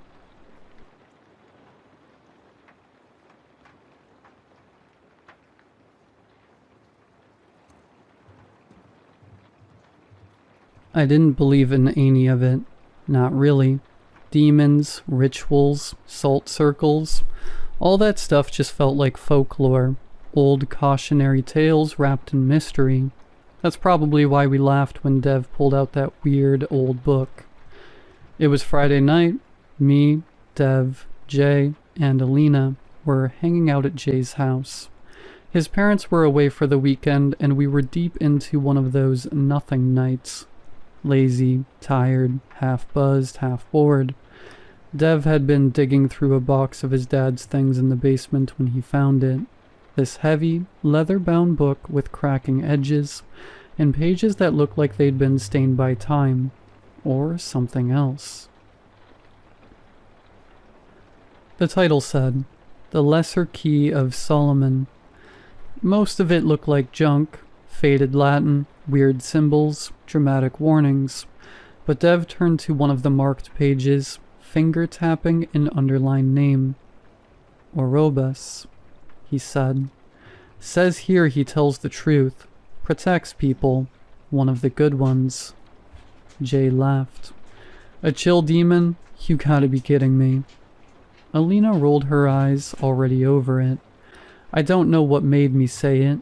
Was it boredom, too much beer, or sheer curiosity, but I said, let's summon him. We weren't being serious. It was just something dumb to kill the time, get some laughs, maybe get a few clips to post later. We lit a few tea candles from the junk drawer, sat in a circle on the cold concrete floor, and Dev read the words out loud. We skipped most of the steps. We couldn't be asked to go through all that and waste time. No protective circle, no fancy herbs or incense, just candlelight and bad decisions. And nothing happened. That just made us laugh harder. It was fun. We bashed each other, tried to scare each other a bit, and ultimately shrugged it off and went to play Mario Kart. But after about 20 minutes, the basement door creaked open. Jay swore he'd shut it tight, but those doors were iffy. He went and locked it. We still got some laughs, saying that maybe the chant succeeded. Then we heard a soft knock upstairs. Just once. Soft enough to not be intrusive, but sharp enough to stop our talking. Then came the sound of a pan hitting the floor in the kitchen. Jay went up to check, came back frowning. The pan wasn't even near the edge. It was pushed off. Probably the cat. I remember Alina saying something like, must have been the draft. But I wasn't convinced. The air felt heavier, not cold exactly, just wrong. I didn't feel at ease anymore. Something felt off. Then something slammed into the wall behind us. Loud, deliberate, hard. We all jumped, even Dev looked rattled, and he was the one that didn't get pushed off the rails easily. I saw that he looked freaked out, terrified at this point. He grabbed the book again and started reading more clearly. His brow furrowed, and the rest now realized this wasn't a prank anymore.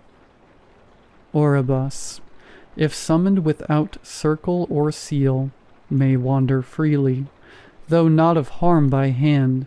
He grows stronger through fear and time. He may torment, mislead, and draw harm from the world to you, to reveal the truth. At the final hour, when shadow becomes flesh, he may touch. He may take. Protection lies in circles of salt and in the light. He cannot cross either unless broken. If he does not possess a soul until daybreak, he shall return to his realm. Jay's laugh came out sharp and short. Nice, real funny. Then we all heard it, breathing, right next to my ear. Cold, uneasy, and damp, and very much there.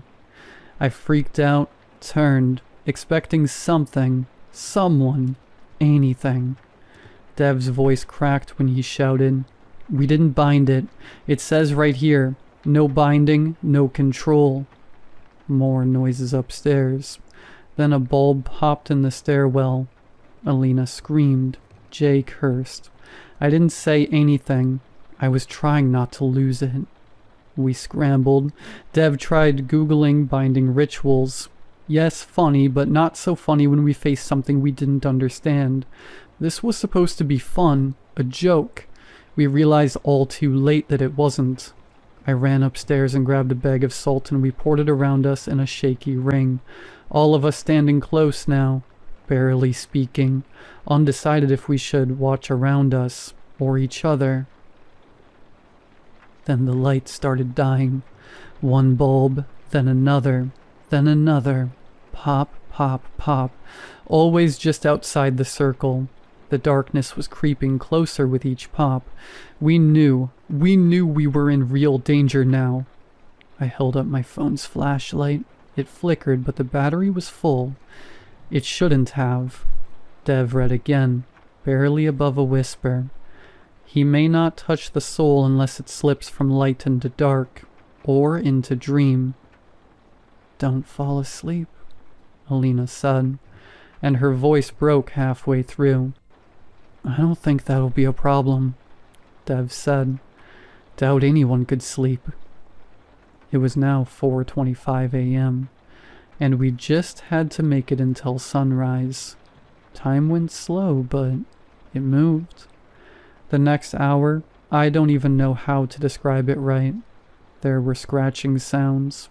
Not constant, just enough to keep you from forgetting. A chair skidded across the floor by itself. Something moved in the corner just outside the light, but when I looked, it wasn't there. Not gone, just wasn't. Then something happened that made us aware we were indeed not safe. The gas. It hit all at once, sharp, sour. Alina started coughing. The burner upstairs, someone had turned it on, but we'd all been downstairs. We didn't want to leave the salt circle, but we couldn't just sit there and let the house fill with gas. We decided to go up together slowly, one person always shining the light on the others, like kids playing flashlight tag in a haunted house. The burner was on full blast. The knob was gone, yanked off. Jay found the valve under the counter, turned it off with pliers. I took the handle, shoved it into my hoodie pocket. Then the phone lights flickered again. We ran like hell. We held a grip on each other, and we just ran. Back into the basement, into the salt. We didn't talk anymore. We just breathed, shaky and quiet. I remember looking out the small basement window and seeing the sky start to get that weird bluish gray. Just barely. Just enough to believe it might end. It might be over. Everything was silent. No more noise, no more draft. Nothing moved. Everything was peaceful. Just that nice warm feeling of first sun rays on the skin. That sunrise came slow. It always does when you're watching it. When it finally did, I felt like I'd been holding my breath for hours. Alina stood up, stiff. It's over, right? Dev was still sitting there. He hadn't said much in a while. Then suddenly he stood up. I'm going home, he said. What? No, wait, Dev. I'm tired, he said. I just want to sleep. He said something else under his breath. I didn't hear it, but Jay froze. What did you say? Dev looked confused. Nothing. Good night. We didn't follow. We started cleaning. We had a lot to clean. The mess, candles, broken lights, the salt circle. Just trying to return the room to something normal. Then Jay said quietly, "The circle." We turned. He was just staring at the floor. There was a break. A line in the salt where someone had stepped in too fast. A single heel mark that had smeared the edge.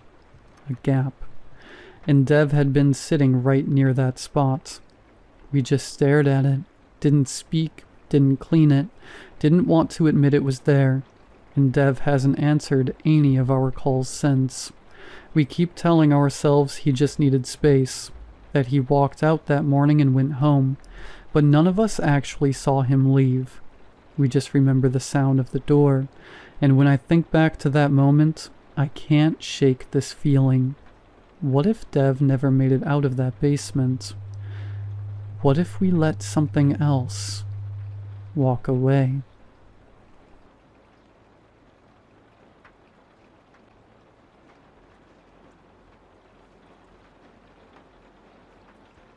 Hello, my friends. I'm not really sure how to get started, but I had something exceptionally bizarre happen to me. I've told a few people in my life, and usually the response I get is something along the lines of, "That's pretty frickin' wild," or, "Oh, okay." Anyway, I'm not really sure what to do with this experience. You see movies or read stories and expect a payoff or crescendo or something of that nature whenever something big happens. But real life has a way of not caring for your resolution. Anyway, I apologize for rambling, and I will just get started. My story begins when I was 19 years old. Just a kid, really, doing dumb stuff that kids do. I had this neighbor, Mr. Onyx Dragons. He had a really cool name. I remember thinking it was the coolest name I'd ever heard. Unfortunately, Mr. Onyx Dragons was just a regular old man. He didn't do anything out of the ordinary, didn't look or act strange. He didn't seem to be hiding any secrets, no matter how much I wanted him to contain some mystery. So when he passed away, it was just as uninteresting as he was. It was sad and unfortunate. He had gone to the hospital and had pneumonia and simply died. I learned about it from my dad, who knew him a bit better than I did. No cool death or anything else that I am shallow enough to imagine. I remember feeling really bad when I caught myself thinking, imagine having such a cool last name and utterly wasting it on being boring. It was a weird fixation, I know, and for what it's worth, I felt like a piece of crap for even thinking it. Months went by after his death, and I assumed that he would have just had someone come by to clean it out. Family or the government or whoever. But no one ever did. The house just sat there. The lawn remained maintained. Everything looked in order. I had no idea who was taking care of the house, but someone was. The strange thing, though, is that I never saw anybody there. Believe me, I kept an eye out for it, too. One day I decided enough was enough. For no particular reason, I decided to break into his house. I don't really know why I did. I suppose it just bothered me the way it sat there seemingly frozen in time. The truth is, he bothered me, despite the irrationality of it. I could not stop thinking about him. How is your name Stormhawk Umber Onyx Dragons, and you don't have any sort of interesting qualities to you? I feel like my parents had given me such a name. I would either feel compelled to do something crazy like becoming a Navy SEAL or something awesome. I feel crazy to even acknowledge how much it bothers me. I know it's silly. Anyway, breaking in was easy enough. I didn't even have to break anything really. I simply went around the back of his house, found a window that was unlocked. I managed to open it and crawl inside. I broke in during the day when everyone was at work, and I didn't want to use any unnecessary electricity or anything. I didn't know if the electric company would notice and investigate or not. Upon entering his house, I landed in what looked like a regular living room. I got up and began looking around. Much to my great disappointment, his house was as boring as he was. In fact, even so much to the point that his house was unsettling in a weird way. Everything was too nice, like it was a life-size dollhouse. Everything looked like it was just a large toy version of whatever it was supposed to be. I approached the couch that I would have sworn was made of plastic by looking at it, but when I approached it and touched it, the strangest dissonance came over me. It was the most comfortable couch I'd ever felt in my life. Somehow the disconnect was enough to jar me, but not deter me. I began searching his drawers and whatnot, but strangely enough, everything was empty. No drawer or cabinet had a single thing. No dishware, no random odds and ends that seemed to pile up in drawers. All of the books were solid objects. They didn't even open. They were just decorations. I was so confused at what this was that I didn't even know how to feel. Creeped out? Interested? Even now I'm still not sure which. I thought maybe I should leave, but I also figured that I was just being paranoid. What in the world could plastic do to me? As I picked up one of the plastic books to return it to its spot, the strangest thing happened. It was so subtle I didn't even really register it at the time. I felt a sense of accomplishment, similar to when you finish reading a book. I caught myself thinking about the premise of The Old Man and the Sea, the struggle that ends in futility. But then I remembered. I'd never read that book. I shivered and shrugged it off. Probably just some lecture I had heard at school or something. After wandering around a bit more in this strange dollhouse, I made my way to the basement.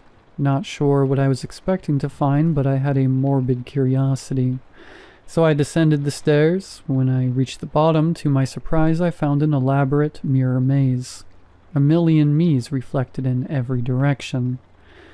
As I was walking through the maze, I could not shake this overwhelming feeling of being watched, but every time I tried to look to where I felt the eyes, I'd see only an infinitude of myself peering back into me. To this day, I still get the chills thinking about that. However, after navigating for a while by tracking the floor, I managed to make it to the other side of the maze. What I found was odd, but at this point I wasn't surprised. It was one of those big doors on a submarine, the one with the spinny wheel. I opened it to see what was on the other side. I really wish I hadn't. Inside there was a massive, an impossibly large ballroom. It looked like it was from the 1950s, with posh design, velvet, and mahogany, I think. I'm not really familiar with the minutiae of fancy decor, but this was that, and then some. In the background, a phonograph playing music. It was scratchy and skipping every so often. It was the perfect blend of post-war hope and the decaying dread of a dream gone by. This isn't what unsettled me the most, though.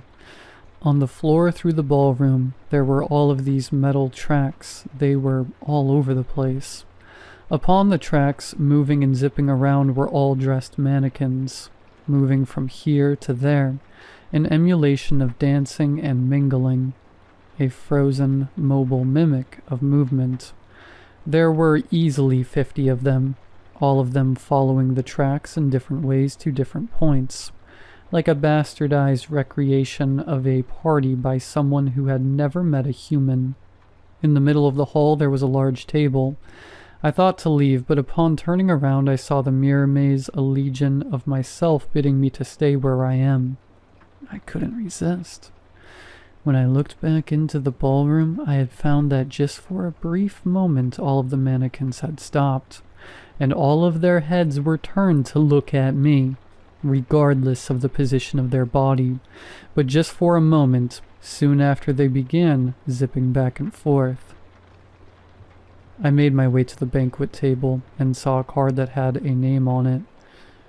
It was my name. I sat down at the head of the table. There was a platter in front of me. When I lifted it off, I was greeted by the ripe aroma of rotten meat and turned dairy. A large buffet of rot waiting to be eaten. I tried to get up, to recoil in disgust, but I couldn't. I don't know how I knew, but I knew the mannequins would never forgive me if I didn't partake. So I did. With one rotten bite I began, then another and another still. Each bite seemingly restoring the food, undoing the rot. As I kept eating, I noticed more and more that the mannequins were no longer just mannequins. They were coming to life. I continued to eat my delicious meal. By the time I was nearly completed, I looked around to the men and women surrounding me, enjoying themselves at my party. Just as my plate ran out of food, a kind waiter approached me and asked politely, "Would you care for some more food, or perhaps a glass of wine?" I replied that I would like both, and the waiter replied with a smile, "Indeed, right away, Mr. Onyx Dragons." And I decided to dance.